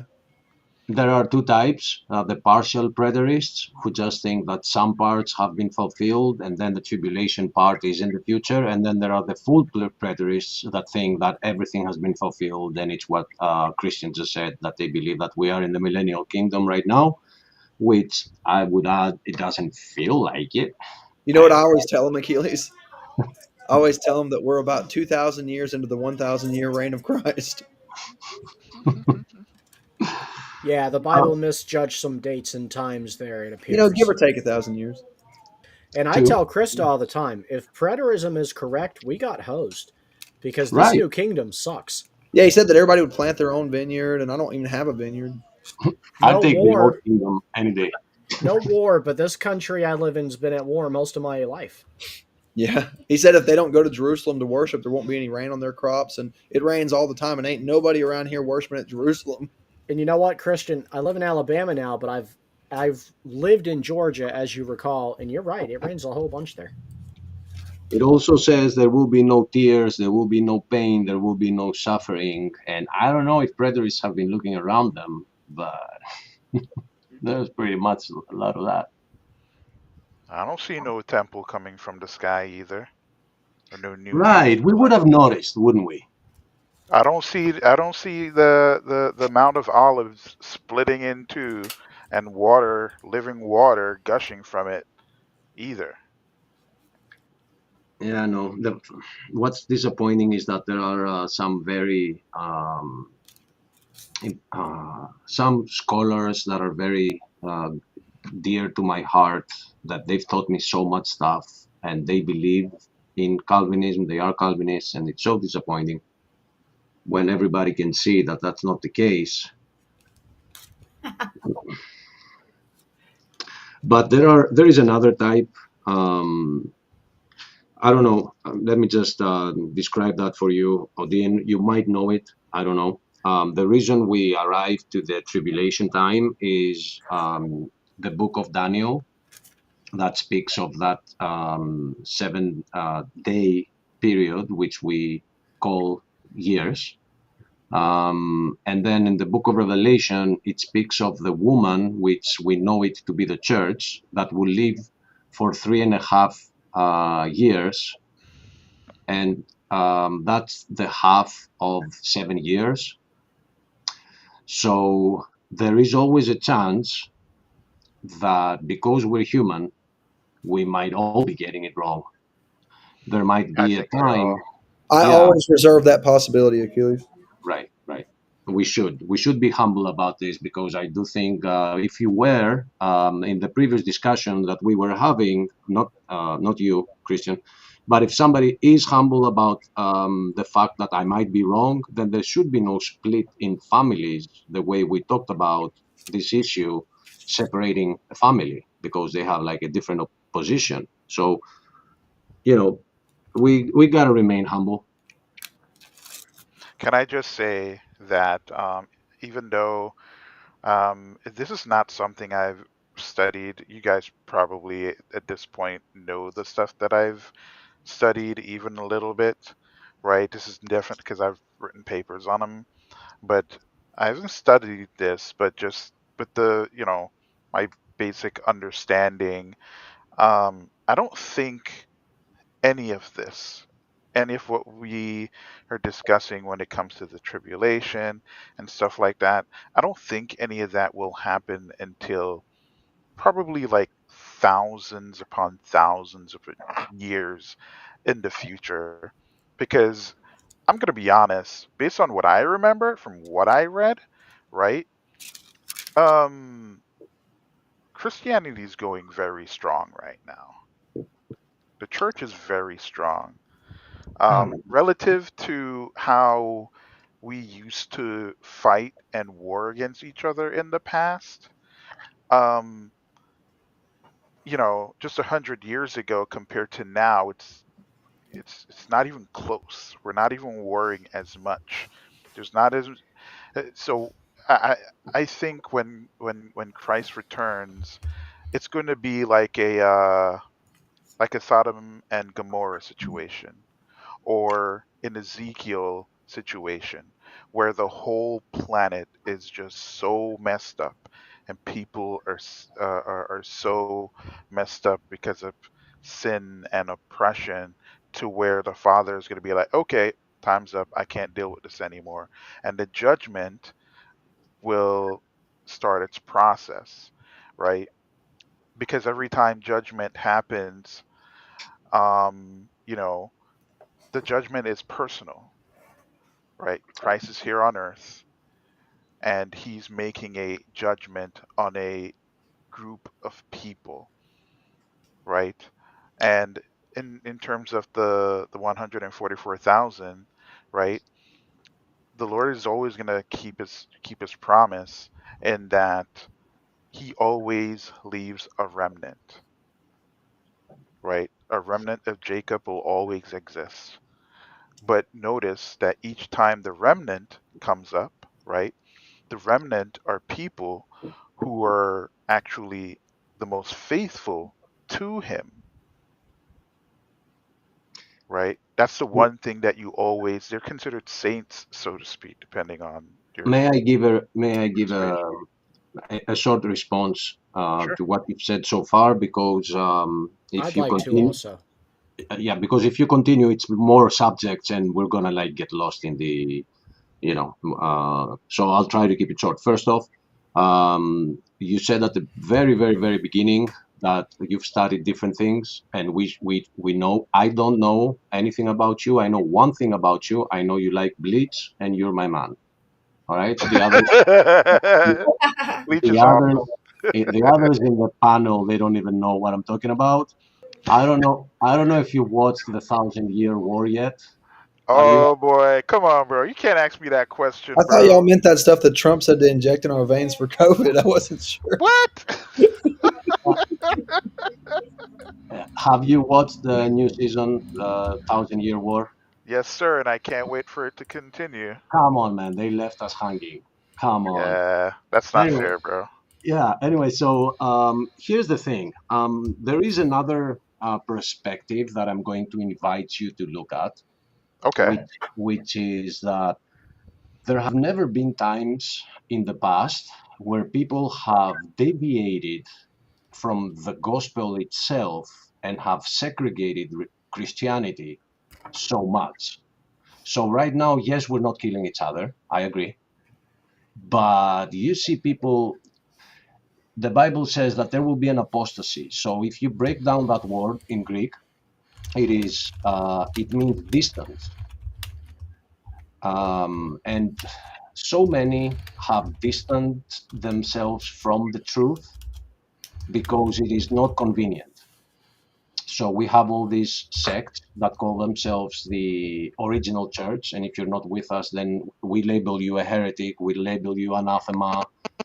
So this is one quick part. The other one is that we've never been so close to having a system in place where it's gonna start becoming much easier to pick up some number that if you don't have it, you won't be able to buy and sell.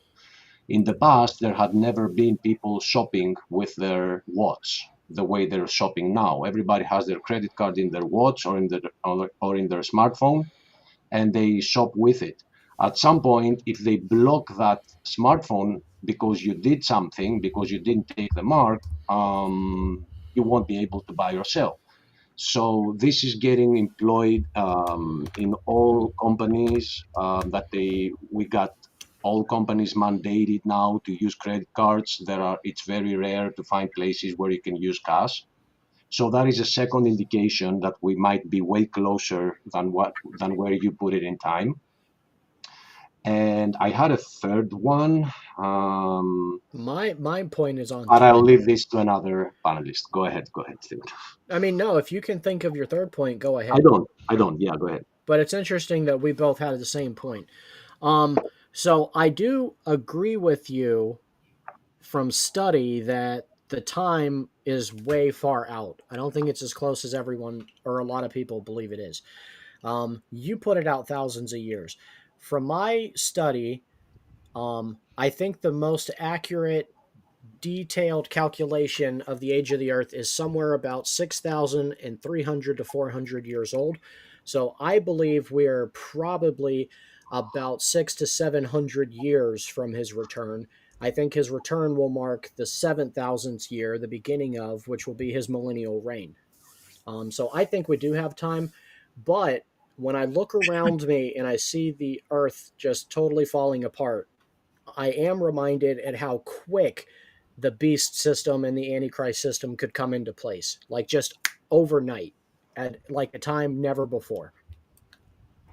I mean, uh, I think that's an interesting perspective, but in terms of what the beast, the false prophet, and the dragon would be able to do, and the level of oppression that's detailed, right?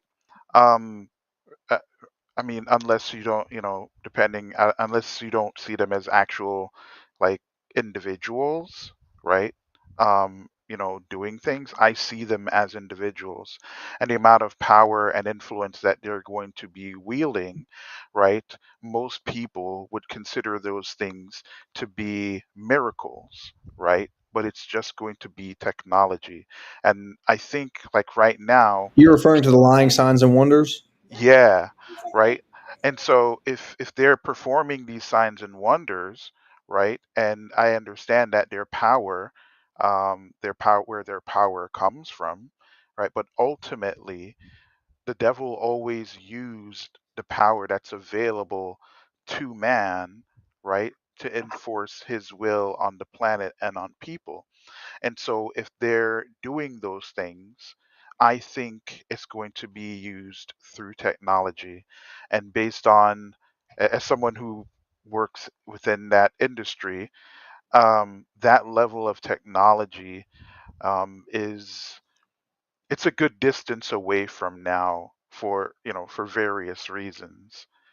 Not only that, I I don't think the level of suffering that at least Christians are experiencing right now is even close. The amount of people who are actual Christians now are like above the 2 billion mark. Um, you know, Is it I okay if I comment on that, Dean? sure. You are correct as far as in the literal sense that we're not going through it as much as we used to, or even nearly as much. I actually think that the successful strategy of Satan is right the opposite. I think that the great falling away is due to lethargy and comfort and being at ease in Zion. It seems to me like historically persecution is what grows the church and strengthens faith, whereas times like these where everything is so available and everybody is so safe is when you see atheism and secularism on the rise. So I actually think that he uses this false peace, this sense of we have what we need in order to lull people away from sincere faith. I think that is what the great falling away actually is. Christian, your point is actually proven with Korea. In North Korea, where Christianity is extremely persecuted, Christianity is on the rise. But across the border in South Korea, where Christianity is welcomed, it's on a rapid decrease. It's lost a lot of ground to atheism. I try to think like if I was Satan, which would be a more effective strategy, and I think that the comfort would be a more effective strategy. So the in my opinion, the best way, the best way at the end of the day to to um if I'm the devil, what I would do in order to essentially destroy people's faith and relationship with God is to corrupt what God has left us, is to corrupt his word.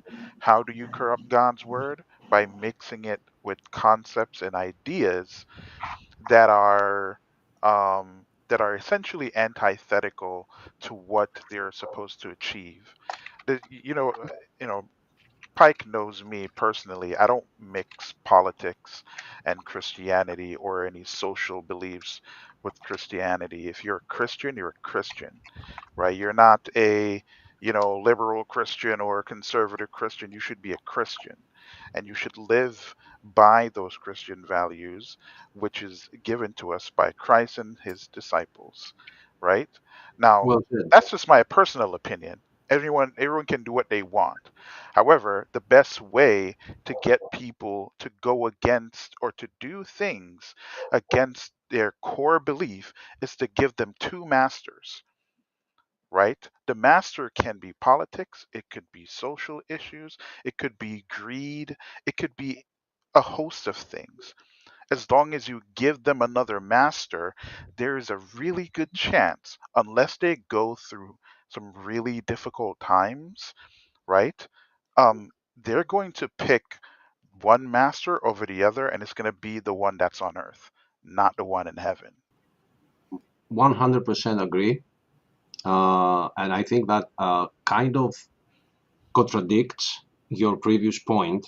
Not contradicts, I think it responds to the previous point that if you look at it from this perspective that you just described right now, is there really true faith all over the place? Yeah, I would agree because okay, so I'll give you the perfect example. For a quick example from me, being in the MAGA movement doesn't say you're Christian. You're becoming anti-Christian. You are idolizing an individual. Because Robin is a future convert to Christianity, and she's very far left. She cannot stand Trump. No. See? Listen, I ain't complaining. Welcome, Robin. Yeah, I know. You don't even have to be far left to not be able to stand Trump. I mean, actual conservatives should despise Trump. Can I make a point though? That man's about to give me $2,000, Robin. Yeah, let's hear your point, Miss Robin. I wanted to respond. Raise money. I wanted to respond to Stephen about North Korea. Mm-hmm. First of all, like I believe totally in freedom of thought. Like I don't believe that freedom of conscience is anything that we should ever like control. Like our minds cannot be controlled by, and so I think that like banning Christianity or any religion because actually North Korea has sort of a religion. I mean, the president is a dead man. Like his son is like, the third in command or whatever. And the man who leads the country supposedly has been dead for years. Oh yeah. The regime is the religion. Yes. Yeah, So they worship him as a god. So they don't want any like competing religions is what it is. But when you live in a place where you're barely being fed, like we drop food into North Korea, like we make food drops all there all the time, because he starves those people, and they live like just completely, just they're impoverished bad, and they have no kind of like nothing to look forward to every day, and so it's easy to see why any religion that would like speak on freeing people from that kind of oppression would bring hope into them. I mean, like it's it's understandable for somebody like in that position right there to look for some way to think that they're going to get out of this situation. Because think about it. So, Robin, in the scriptures, there is a concept where God purchases you, right? And what he does is that he purchases you from the bondage of slavery. And when it says slavery, right, like there's obviously the literal slavery like in Egypt, right? But there's also slavery in terms of oppression and slavery when it comes to sin, right? And oppression manifests as a result of sin in the first place. So technically it's still from sin again, ultimately, right? And so that freedom includes the freedom of thought, right? And the freedom to make choices, because you cannot love or have a relationship with God without those things. And so, yeah, a religion like Christianity that promotes that idea, regardless of whatever that could come of it, right? That is poison to the rulers of that particular country. Absolute poison. Now, just briefly, I want to get theories of creation in on this, and then Robin will let you take it back. Theories of creation, you listening in? Yeah, I'm actually glad you said that because I have just like one kind of comment. I'm wondering if this mark of the beast that will be implanted in the center of the forehead is going to take away our freedom of thought, because that is the last domain freedom we have is, within our minds, within our own imagination, within our own hearts. I know it's kind of out there, but What is? Yeah. Can you all hear that background noise? Is that something on mine? Yeah, Something- theories of creation. It's coming from yours. You may want to go into your settings in EV Mux and put like background noise reducer on. let's see, audio. I have background noise reduction on. I don't know what it would be. I don't even have a fan or Is my yours furnace. Maybe is your cell phone sitting close to your microphone? Decently close. It's on the charger. That got better. Put it under in the drawer. In the drawer, yeah. Wrap it up in tinfoil. Well, I've already got my head wrapped up in tinfoil. That's why I have. Yeah, I was my gonna say camera. wrap my head up in tinfoil. Daniel just said about the Big Eye Atlas that they're coming. No, you only wrap your head in tinfoil if you're trying to keep Alex Jones from making the frogs gay. It's too late for that. too late for that. That ship has sailed. Alex Jones, Yeah, man. echo cancellation, auto. That's gain better. Control recommended. Is it better? Or it's better when you speak. Yeah. I don't know when you don't speak. Like Let me doesn't. try switching. It's good. How Just about now? I if switched you're going a microphone. long period of time without, I don't hear it anymore. Okay. Yeah, I was. I went from my desktop to my auxiliary microphone and camera there. That might have been why. I was wondering why you were muting me every 5 seconds. Yeah, that was why. There was some background noise. That and it was to derail Robin's awesome points. Okay. How's it sound now? Is it fine? Yeah, it sounds great. Okay.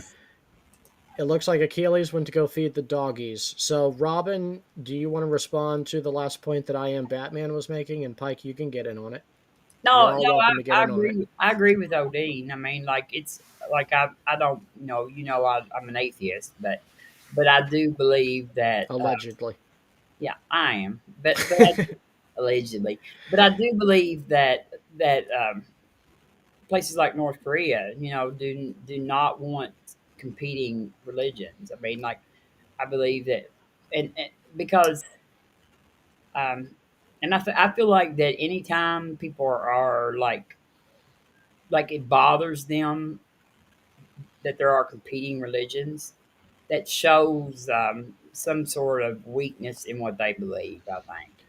Yeah, I could agree with that. I was just agreeing with the point that Christian made, which is that the Bible historically teaches us, especially through Israel, because Israel is a shadow picture of the church today to us and how we draw nearer to God.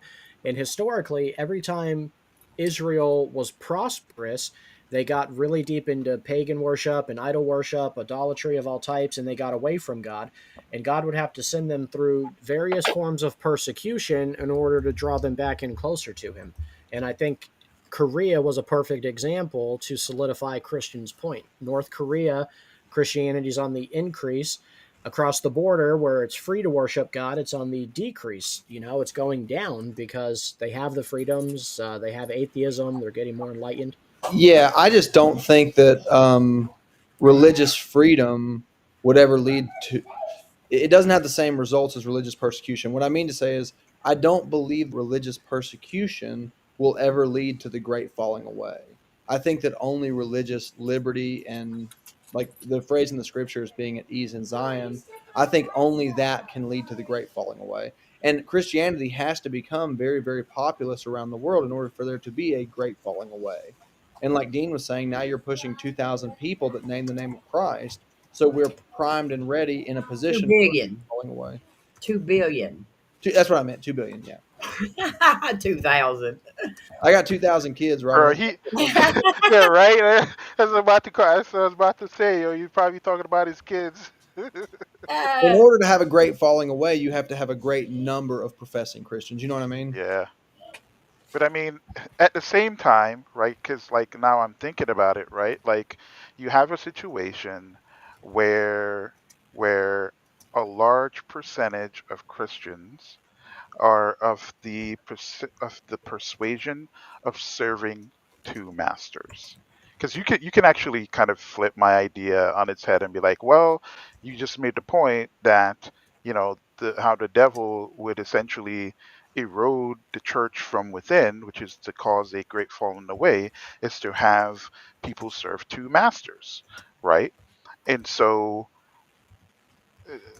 I'm going to be honest, a lot of Christians serve two masters. Yes, I agree.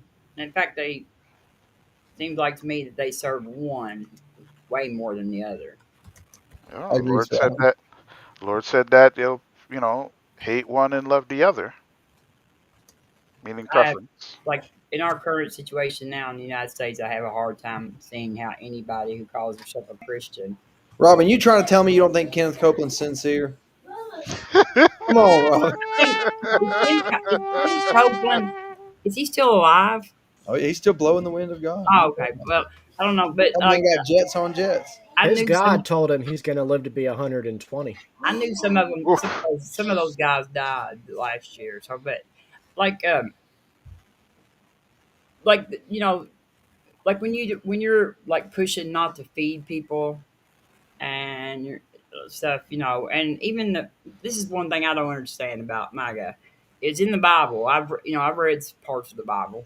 I have one sitting right here on my desk, and there's like phrases in there where it says that you are supposed to treat the immigrant, like your own country people, your countrymen. Um, and It's so probably like 20 something verses that addresses that there's a lot. particular There's a issue. lot. Even in before Jesus came along. I mean, that is in the old book. That The is Old in Testament. the Old Testament, and so that's. So I just don't understand, and like nothing that But they. Robin, if we treated those illegal immigrants like the government treats American citizens, they'd all be homeless. They couldn't afford rent. They'd be scraping up, losing their homes to pay back taxes on their property. You don't Right. want to do that to those poor people. Well, I They'd mean, be I paying don't. I'm not. 50% taxes to give everybody else free welfare, free medical benefits, and all the other stuff while we scrape to work at a dead end factory job, right? Yeah, That's let's a treat them terrible like life. Americans. I Yeah. mean, I don't. I pay taxes. I've worked all my life. I'm disabled now, but I up until 3 months ago I worked. And I was fine with my taxes going to feed kids and hungry people. And if there were a few people who abused that system, that's part of it. I would rather think that I fed 10 people who didn't deserve it than not feed the one that did. And and I'm an atheist, so I mean, I I I don't even res- see that is an issue about. I think that that's just a moral position, and I don't. But and like I'm not for just open borders, everybody just pouring in here because we have to control some of that. But I don't think that we are to just ship them off to torture prisons either, and like to countries that they're not from. And we shouldn't strip children away from their parents. And I don't think that. I think if we're going to if people want to refer to the United States as a Christian nation, then they're a long way from acting that way. well, the thing is the principles that we see in Scripture are for Christians to be generous givers. And we are generous givers. We give a huge amount of money all around the world to help with poverty and to fight world hunger. We're very generous. The Bible never even suggests that socialistic view that any government can take away your riches, your wealth, your hard earned income, and make you give. That's not Christian at all. Now, I don't have any problems with the food stamp program.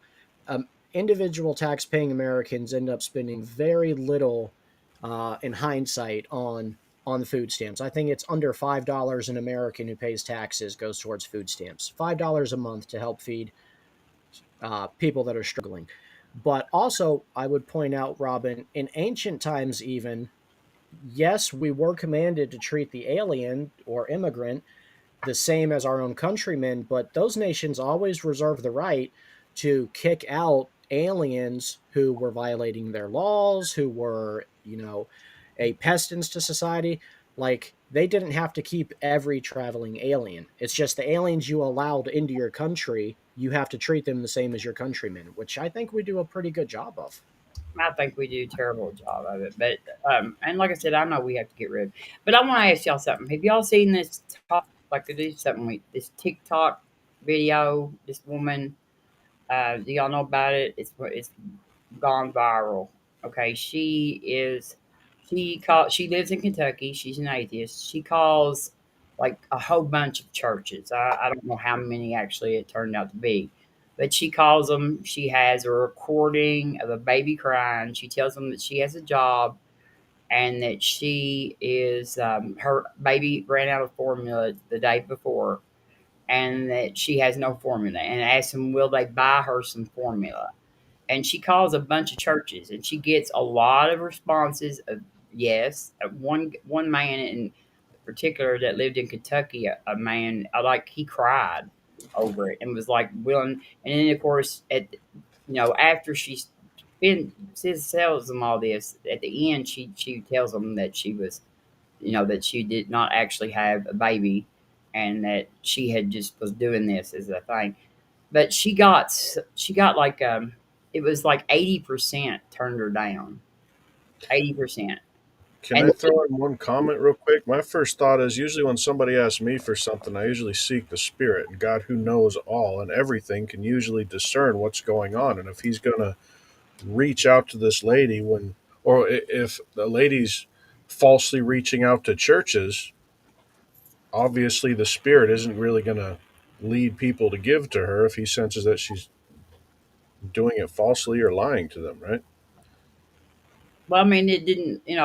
You'd have to say that the people that agreed to furnish her with formula, and there were a few, and then they didn't have any connection with the Spirit, even though they were willing to help this woman. I mean, she wasn't asking for money; she was asking for formula. So, like, you would have to say that those people who were actually willing to help someone weren't given the. I'm curious her motive. I want to know how many.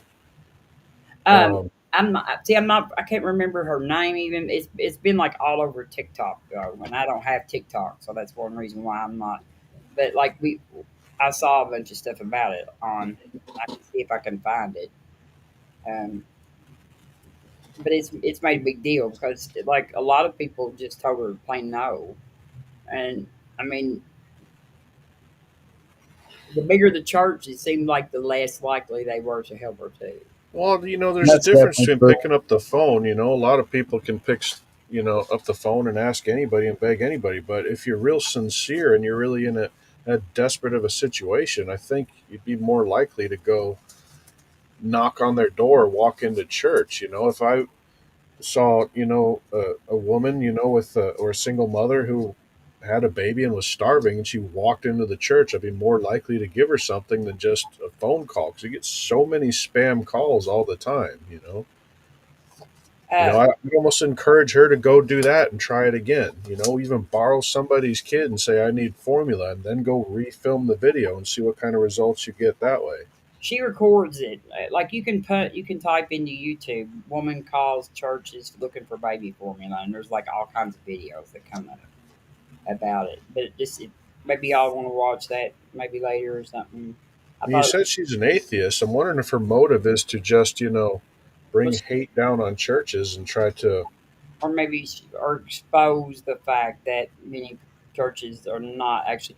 I mean, like one of the reasons why churches were kept tax free in the United States was because it was considered like it was It's not a expected. place of profit. It's not Yeah, supposed to be a place to make money. Yes, right, and it's The supposed to be charity. a charity. Like Somebody there told is supposed Joel to be Osteen a that. certain amount of charity that goes along with churches.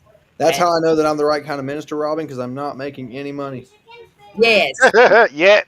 but you know, but I mean, you know, when the churches like have stopped doing the charity that was expected of them, that allowed them to be tax havens, is it time to tax them?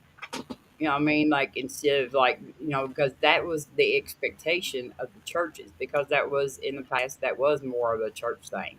Well, it's That not the only I expectation, you know. I mean, the pastor needs to make, some sort of money. And this country was founded off of biblical principles, and they didn't want to start what taxing the churches because they wanted the gospel to be preached freely in this nation. which biblical principle was the country founded on? Can I Pick ask? up YouTube and look up Kirk Cameron's monuments. No, You I will don't get need. a No, whole. no, no, no. I want you to tell me. I don't want to watch Kirk Cameron.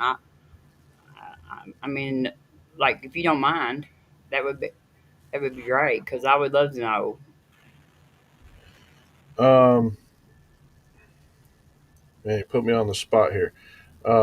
I know Thomas Jefferson, said that he couldn't imagine building a country, I'm paraphrasing, without the main education seeing being from the Bible. Um, Okay, Tom, can I just make a point about that?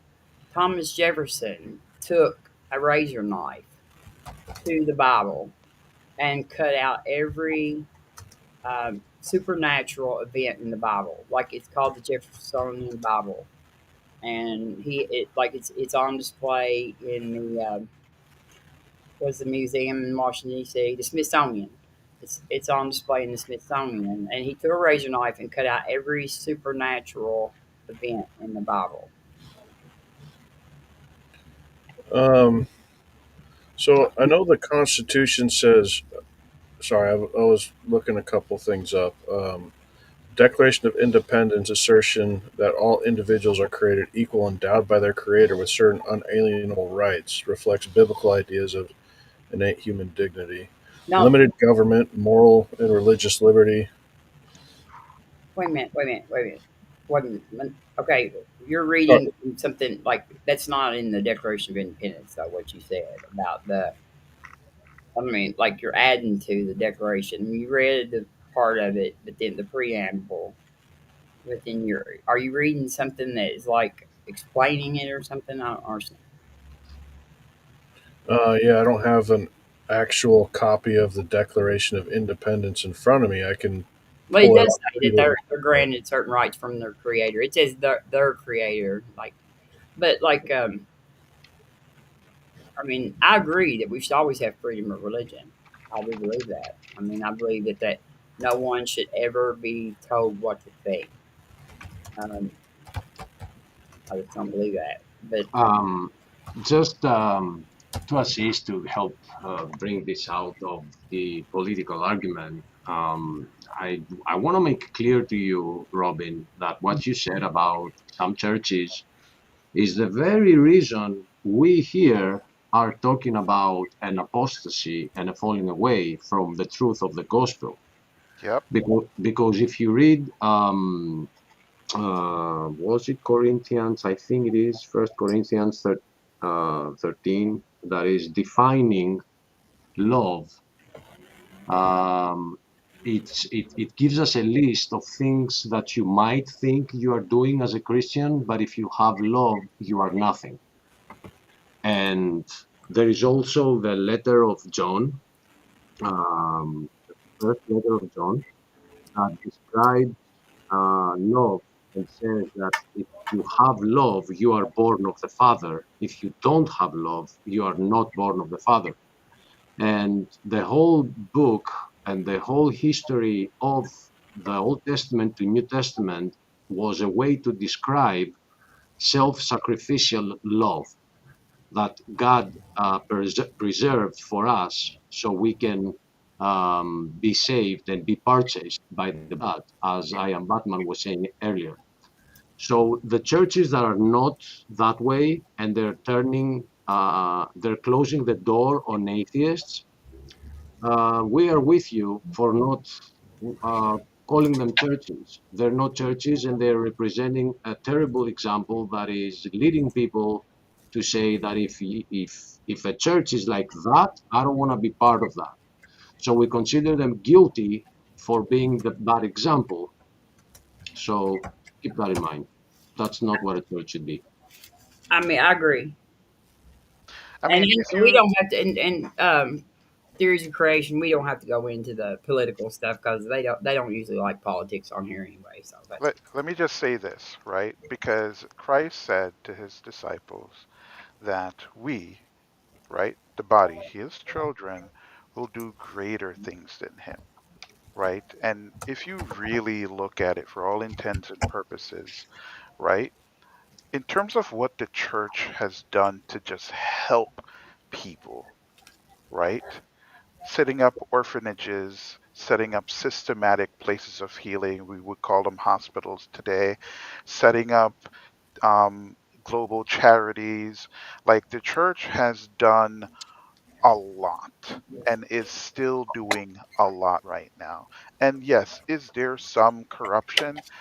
Yes, there's always going to be wolves in sheep's clothing who will prey on the shepherd's sheep. That will always be the case. And yes, every now and then, if you look through church history, the church cleans itself up, right?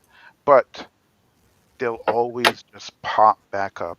And so, as a body, our focus ultimately should be, our actions should be grounded in love at the end of the day, and it's the type of self-sacrificial love, right? When I hear a pastor using or making money by spreading the gospel, so much money that he can purchase private jets and stuff like that. I mean, that church to me, that's not something that's there to heal. That's something there to make profit over, right? And they're not even giving unto Caesar's what is Caesar's, right? They're not paying their taxes as they're commanded to. And they Right. know they should be paying their taxes because they know what they're doing is for a profit.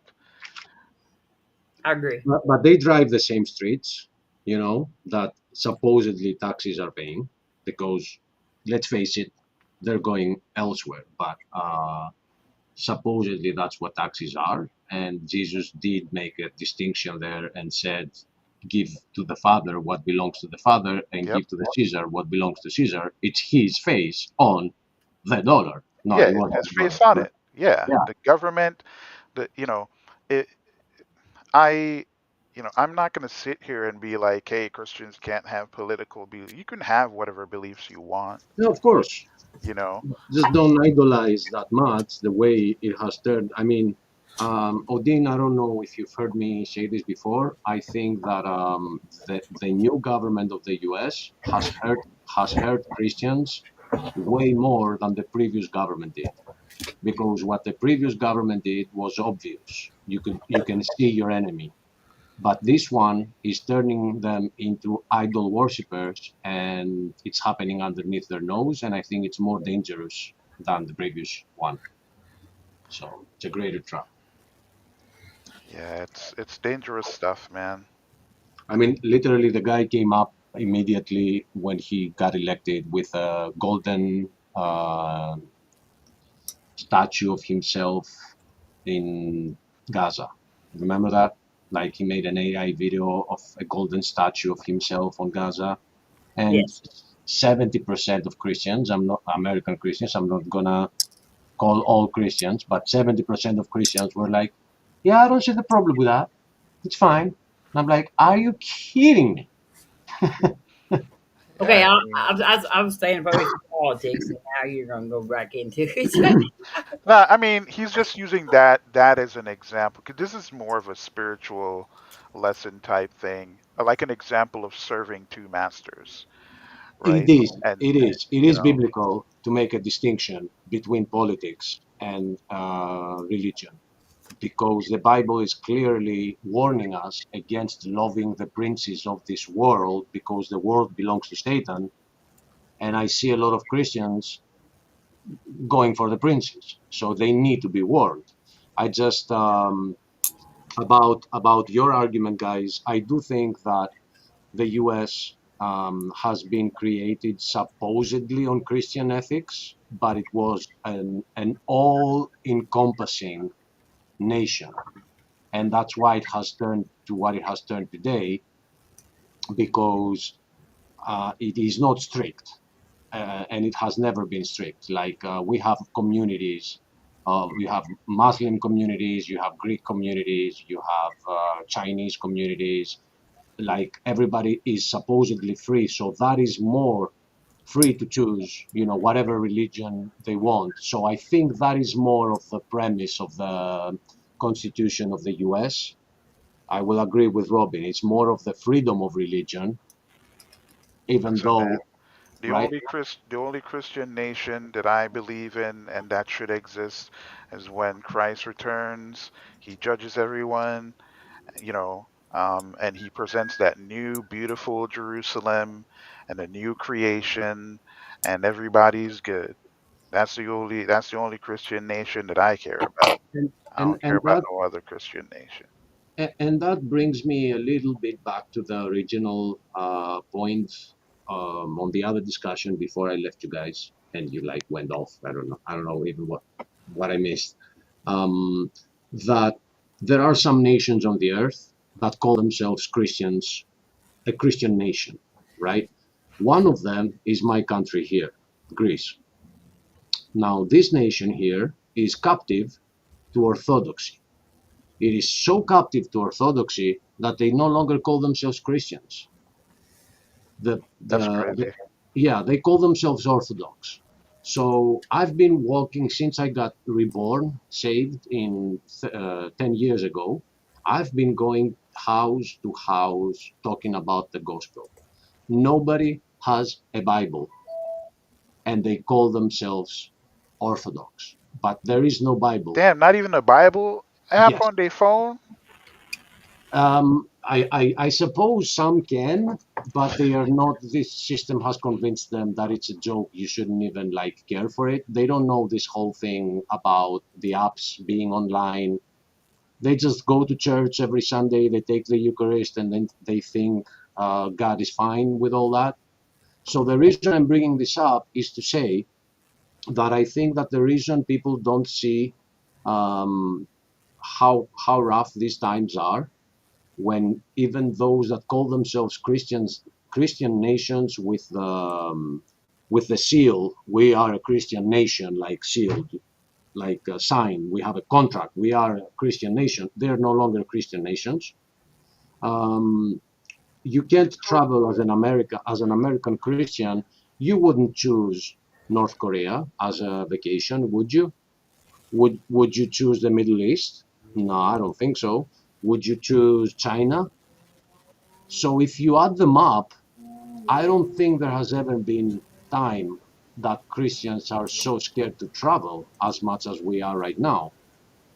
So there is So, this what do you thing. think about this then, right? Yeah. What do you think about the idea, specifically, it's not just in Hebrews, but I'm bringing up the particular scripture in Hebrews that talk about Christians essentially going from drinking milk to, eating solid food. Do you think it's a situation where those churches are not giving the people any solid food?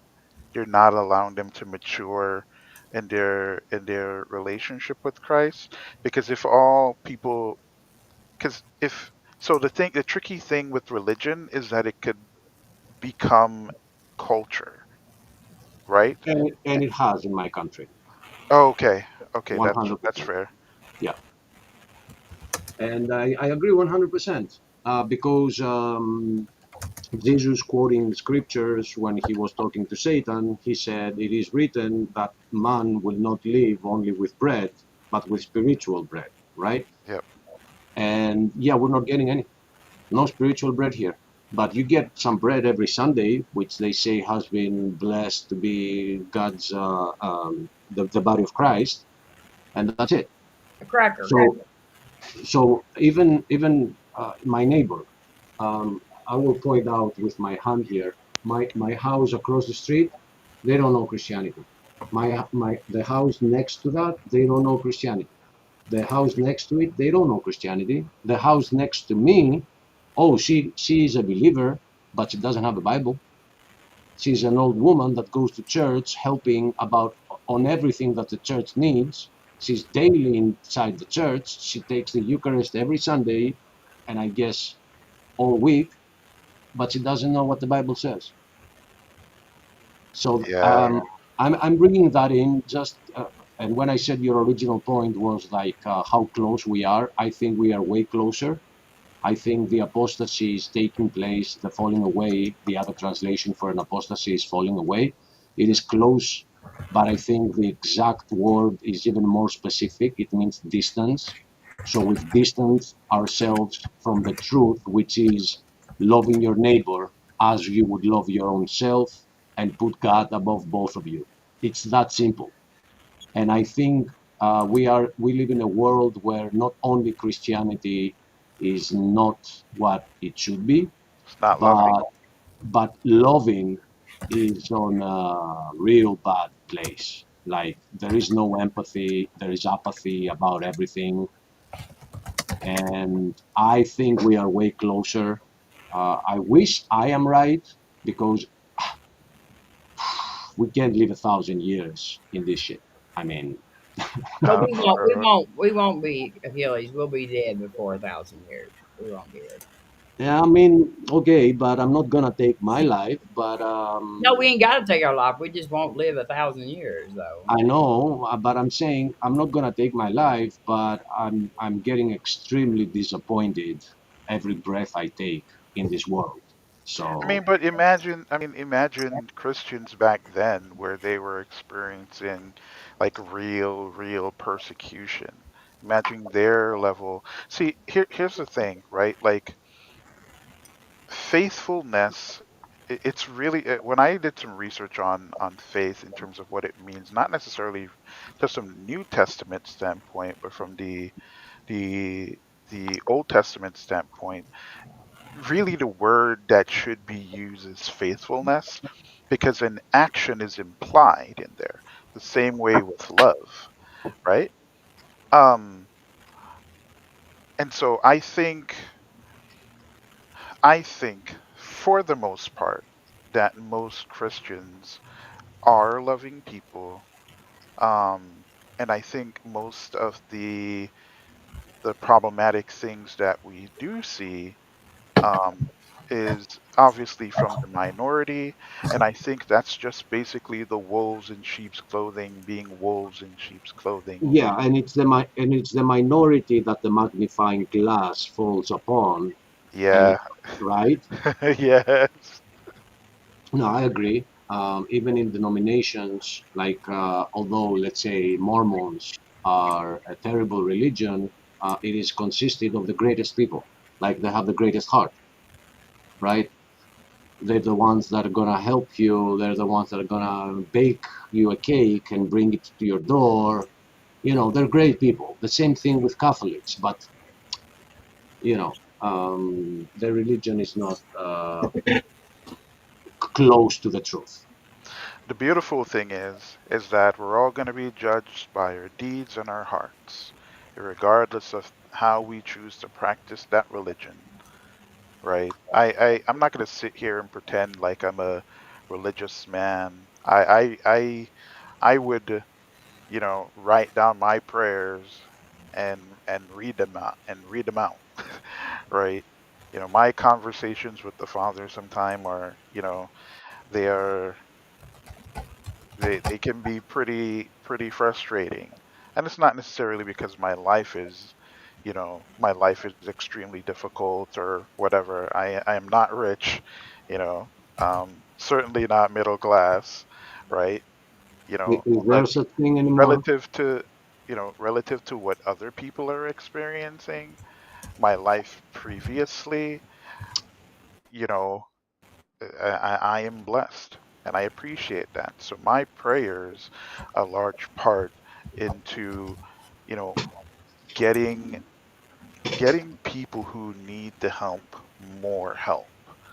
right? And even the people who think they don't need help, the ones who are living good, who they don't have no problems as they're as because they have all the resources, you have to pray for them too, because those same lifestyles that they have can end up damning them at the end of the day, right? The people who always think they're right, right? Their sense of what's right and wrong, which is, we could switch up real quick based on circumstance, right? Like, you have to pray for them too. We don't know anybody who thinks they're right all the time. Hey, listen, man, I'm not going to co-op it or not. I don't know if you're taking shots. So Not at nobody here. Not at nobody here. especially Let, on the internet. Yeah. yeah, let theories of creation get in here. You want to say something? Go ahead, Richard, if you have something to add. Um, yeah, I'm completely out of smart aleck remarks right now. Um, that's fair, brother. Some point that has been made, and I don't think, maybe I wasn't here if you made a statement on it. We were discussing where in the end times are we. So what I was telling I am Batman or Dean right now was his oh yeah, position. yeah, yeah. His position was that it is like in 1,000 years from now, and I brought in the fact that I think we are way, way closer than the others got into it. I had to leave to feed my dogs, so just Well, throwing that out there if you want to add to it. I know with one of the signs that Jesus gave us is, we'd see, great plagues, and obviously what happened a few years ago, I think, was one of them. Um, Obviously, there's been, you know, earthquakes, and floods for many years. I don't know if they've been increasing because I They, know media I is believe old. they, I believe they have in the past 5, 7 years. I don't think we've ever seen so much stuff happening every winter. Winters are so scary when they come. Right. Um, and I know the Bible isn't specific on whether or not the floods, would be caused naturally or, by some sort of, Harp, yeah, or weaponry, for lack of a better term. yeah. Isn't it funny that instrument? I'll call it an instrument, but it has the name of what an angel would play, a harp, and we know that fallen angels are in control of what is happening. Ain't that interesting? But that is an interesting connection. Um, well, I know exactly 2,000 years from when Christ died is what, 7 or 8 years from now, about 8 years from now. I'm not saying whether or not that's when he's coming back or that's when the tribulation will start or anything. I'm still on the fence whether or not I'm post trib and or pre trib. Dr. Hovind had some really good points, which made me start leaning that way. But I know Christians for the last 2,000 years have been saying, "Oh, Jesus is coming back soon." Well, it doesn't say in the Bible that he's coming back soon, at least And, not that I've seen specifically. and Um, they've also been saying, don't worry about the whole mark thing. We won't be here for it. So, I yeah, don't know. I do believe they are developing the mark of the beast as we speak. I think Neuralink is just kind of what they're, bringing to the light and what they're letting us see. How do magicians work? And I think the CIA and a lot of other major um, powerful governments use some of the same tactics. It's like, how does a magician, like a misdirection kind of thing, like look at the hand over here while I'm doing the trick with this hand over here. yeah. um, I did some research on computer brain interface, and there are a couple companies that are actually putting together or developing them at the moment. Facebook is one of them. I forget the university, but it's with a university in Texas. They're using electrical synapse and blood pressure in the brain, to kind of map out and kind of connect the brain Yeah, with I read that. I read our about that too. technology. Yeah. And right now we are perfectly laid out all over the world. Like, even people in third world countries have access to smartphones and stuff like that, and Amazon has a grocery store which you cannot go in without scanning your little without scanning your phone. They won't even let you in their grocery store. You know, I'm not saying it's all connected, but I just think it's kind of funny. Like everything is getting easily prepared. You know, instead of swiping your debit card, now you can just kind of scan it or tap it. What is it? Whole Foods, which is I think now is owned by Amazon, has a way to pay where you just scan your palm across it. Um, I don't know. I think it's So, slowly being set up there, but and I just imagine I like a mean, when they Chinese came social out, credit when they system on a global scale with Yeah, this AI connected with everybody's mind is not too far down the road. I don't know. I agree. when That was my they position too. Yeah. when they came out with social security numbers or those types of numbers, people were basically saying the same things that you guys are basically saying today, especially when they came out with um, machines to record sound and stuff like that, right? There's all of these fears. Like, have you guys ever pondered why the Lord did not reveal those things, like when these things are going to take place? I think, Odin, I think that these are pre-marks, and they use them in a way um, to check our reactions to them, and see when the time is gonna be ready for them. But if you don't have an SSN in the US, I like what you said right there. Sorry to go back on that subject, but I think that's exactly what this whole jab thing was all about. How they tried to make it mandatory to see what kind of resistance they would come across to do something on a larger scale. So, so let me. So I'll go back. I'll make this like as brief as possible, right? The reason the Lord didn't, I mean, for one, it's none of our business, right? That much is clear, right? But the main reason is so that we don't get distracted by those things. I And agree. the perfect example to justify this particular idea is the parable of the master going away. Like he gave a couple of his servants some coins and say, "Hey, listen, go do some stuff with it," right?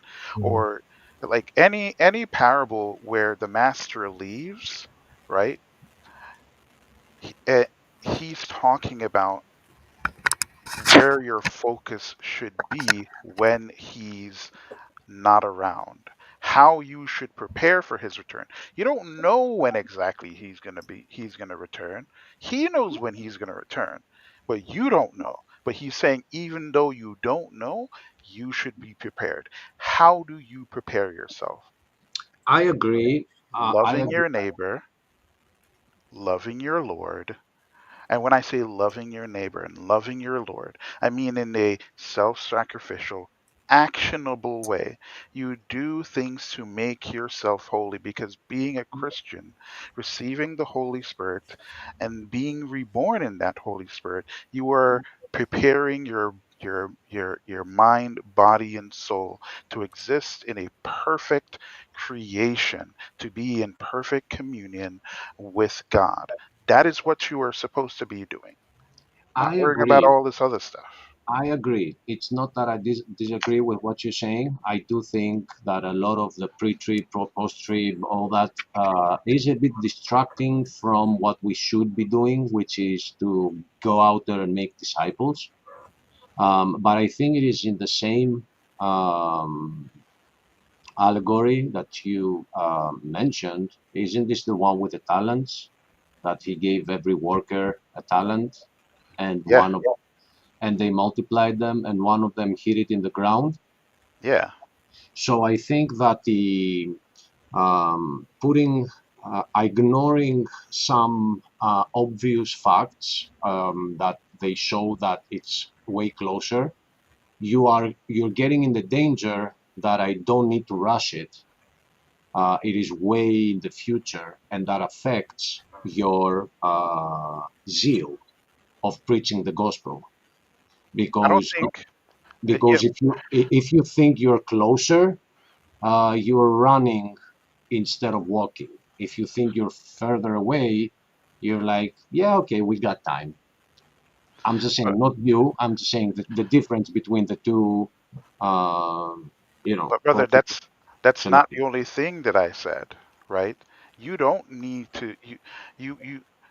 Some people are just not meant or not given certain gifts, right? Even if you do not have any gifts, if you are not called to do certain things, right, in terms of spreading the gospel and participating in the religion of Christianity, right? There is the thing that you have to do, which is to prepare yourself, right, as a bride to the groom. And the Lord explains in many ways how you do that. And Correct. all of that is grounded in love, actionable things, right? Yes, because I'm not No, going to I sit agree. here. Uh, I agree. I uh, don't. I don't disagree. I don't disagree. Just keeping that in mind, that I don't disagree with what yeah, you're saying. I do think the focus should be on the commandments that we have, what we need to do. It's not about, Jesus never said, if you don't understand when exactly it is, you're gonna have a problem. So you better figure it out. No, he never said that. So our yeah, job because is, even if the Lord comes down and and reveals, reveals it to you, right now, I mean, what good is it going to do if you don't live in a loving way, if you don't love your amen. neighbor, if you don't love your Lord? None of that will matter. Amen. And to twist this, to because it's the same for my position as well. I've said in previous videos, I have a channel that I've been making some weird videos about my becoming a Christian, and then some stuff about the Bible as I was discovering them, then some stuff on the end times. I'm not plugging my channel, but I've said back then that, let's say I knew who the Antichrist is, and let's say I told you. I'm saying to my viewer, right? Not you. Would that change your character? Would that change you and make you more empathetic about the person that is dying next to you? So we always need to remember that these things, yes, they have a spot. There is a position there to talk about them, but we gotta examine our hearts when it comes to our fellow brothers and sisters. That is what God commanded us to do.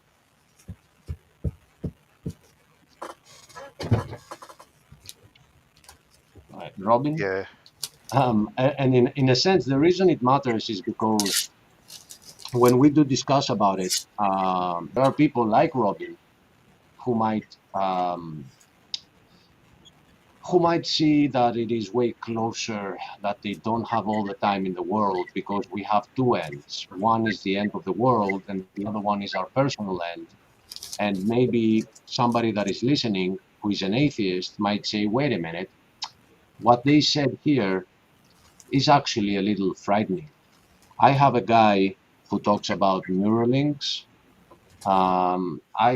Whenever I walk outside, I do see people shopping with their scanning their credit cards. There are shops that are opening that are scanning watches and palms. People are willingly putting the mark in. So there is only one book that warned me about that stuff, and they are in fact coming true. So I take this from myself as an example. I didn't wake up to the truth um, any other way. I woke up to the truth by observing how close this world is coming to what only one book prophesied. So yeah, there is power in that too. It is a way of preaching that this is the only book that warned us about that stuff. None else. No other religion speaks of a mark that you won't be able to buy and sell. And because you also mentioned that you are in technology, so am I. And theories of creation mentioned AI. and the stuff that have been mentioned, there has never been such a time in the past, and it has arrived so quick. So we can't argue that this is like the invention of the telephone, where everybody was like scared that people will stop. No, the invention of the engines, and people were scared that they will lose their job. There is this fear whenever something new arrives. No, that is not the case. The case is that we are becoming closer and closer to a system that once it decides that you need to have some specific requirement to be part of it, if you don't have that requirement, there is nothing for you out there. You can't buy, you can't sell, you can't work. And we see right now, I've put them together in one video that I'm trying to kind of edit. In the US, we have the Real ID card. You can't travel without it anymore. The UK announced mandatory RFID cards that if you don't have them, you can't work. Mind you, he didn't say you can't buy or sell, so that's not it yet. But you won't be able to work without that card. And the same card has been given to every individual in Greece without their approval. Like, we received emails saying, this is your number. We received that email. And we now all have a microchip that is attached to ourselves. Hey, sorry, I'm getting a phone call coming in. I'm going to go mute for a while. Okay, brother. I'll be right back, Achilles. Give me one Okay. second. Robin, I gotta make a quick phone call. Yeah, go ahead. Robin, what's your take on all this? I don't know. I was kind of zoned out there, Achilles. I heard you talking about me, but Robin, did my sweet voice put you into La La Land? no, I love talking to you, and I love talking to Achilles because I think both of y'all are good people. So Thank you. I don't know Richard. I guess you said his name is Richard, but Yeah. I'm sure he is too. But I appreciate all of you. But that y'all put up with me as an atheist, like on your shows. So No, it's great to have you. And as you brought that example of that church, we are not that type as individuals. We are doing this for the atheists. And if they hate us, we will find a way to dissolve that hate. It's not you that does, but even those that do. This is why we're here. We're not here to talk Christian to Christian and debate. We're supposedly here to make disciples. So it's an honor to have you around and to bring your perspective. And you know that when it comes to politics and social issues, we're more in an agreement, me and you, than when it comes to, and you know. and Odin is right there with us too. I think, yeah. So. And there was an Old Testament prophet, Micah, I think it was, whose whole thing, his whole prophesying against the Jewish people of the time is that they had lost their heart and they didn't care for the people around them. So I don't like it when Christians are saying that all that stuff is politics. The social issues are not politics. When, you know, people get robbed of their plate and they can't feed their children, but it's one party that decided to do it. I don't care what that party is, but people label that, oh yeah, politics, you know, don't talk politics. It's not politics. We need to care for one another. It's a commandment. I agree. I mean, like, I agree. And you know me, I talk politics all the time. So, but I was just trying to like avoid the topic for y'all's sake, you know. Oh yeah, and I'm the one that said, yeah, I was just trying to keep you guys from going back and forth about which father of the U.S. No. was Christian or not, because, you know, This can go. But I didn't know that about Jefferson, to be honest. I heard That it is from one, you. well, actually that is one of my favorite topics is the historical, like the foundation, like that's something that I'm pretty well versed in, like on like the founding fathers' religious views and their various writings of how they spoke. Like they did believe, like even like a lot of them were deists. They did believe in like a god, but not necessarily. But they believed that most of them believed that this is going to sound so condescending, but this is a way a lot of them believed. They believed that they were enlightened more than the average person, and that they could be moral people without religion, but that the masses of humans that would be the citizens of the United States actually could not be moral without religion. This is like something that many of them believe. John Adams, Benjamin Franklin.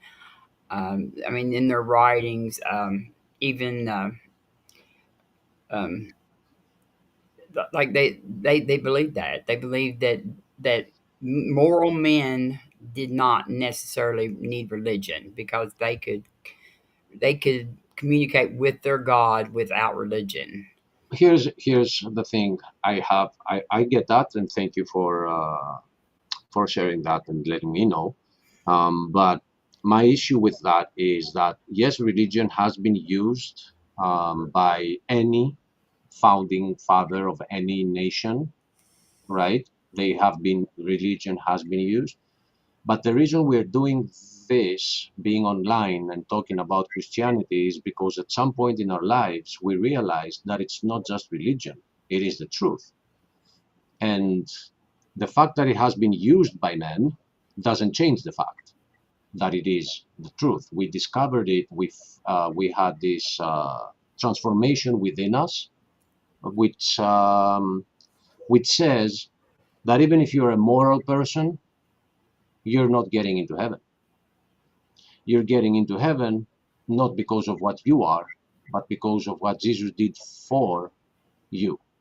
Because your morality and my morality could be different. My morality says to feed my children, I have the right to come in your house and steal your food. And your morality is that if I come in your house to steal your food, you're free to kill me. So moralities can clash. You might be a moral person, but in the eyes of God, that is not true morality. For example, in the eyes of God, if you were coming to steal from me, I just should raise my hands in the air and let you take what you need to take. I don't have the right to shoot you back, to shoot you. I don't have that right. I probably would not shoot anybody for stealing food from me. No. No, definitely not. I mean, I would not be happy about somebody breaking in my home because I would give them food if they came and asked for it. You see my point, though, about Yeah, we'll talk about objective morality on another show sometime. oh yeah, if the wheel spins within. You're wanting to debate objective morality. So y'all are still debating Joe on Saturday? Yeah, by the way, Odin, there is a debate. It's supposedly a 3-on-3 debate. That's how it started. I don't know what it's gonna end up being. I don't I do think a 3-on-3 is an overload. Who's gonna talk first? It's gonna take like us all day. I don't It's think gonna. Odine's here. I don't think so. Oh, Odin, are you here? All right. So Taking phone so calls. so yeah, I would love it if you could be the host because there are so many positive aspects of that. First off, you are objective. I think Let's Farm will do a good job. I've kind of picked him personally. Who is Uh, that? What's the Let's name? Farm. Let's Let Farm. Yeah, but his name's Let's Farm. LETTSPHARM.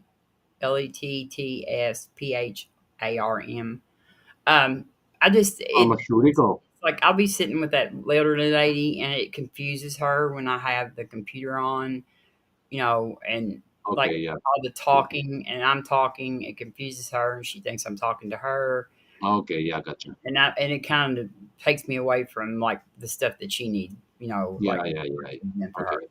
But And you'll be and listening. really 3-on-3 is just even if it's 3-on-1, it's just too much. And I will say another thing is I'm friends with you and Stephen. I became friends with you and Stephen, and I think a lot of Joseph too. And I kind of like it kind of makes me nervous around when the two channels clash with each other because um, I like there tends to be like some this I don't know not the way that I behave towards y'all sometimes with that. So Um, I don't know. I don't think there is gonna be any clash because TKA is very respectful. Now, if TKA tells me that the other person is gonna debate is gonna be Jill, I don't know if you know which Jill I'm talking about. I'm talking about the Jill from the taco show,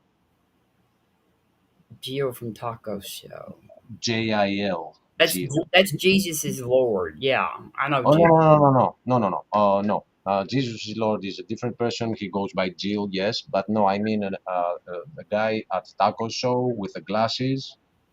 Well, I don't know who. I don't watch tacos much anymore. So Okay, but he has this high card that he does all the debating for him. So this guy just won't let you. He oh wants. JL. Oh, whatever. You're talking about JL. All right, JL whatever. Warren. There Yeah, isn't there. There wasn't there neither. Okay, I missed it. But the yeah. guy asks you a question after he's talking for an hour, and when you start answering your question, he interrupts you and continues talking for an hour. And I'm gonna tell you, my sister, right here, I don't have time for that. I mean, I'm gonna bail out if that happens. But TKA can be respectful, so there's gonna be no clashing. But I don't know who the other guys are.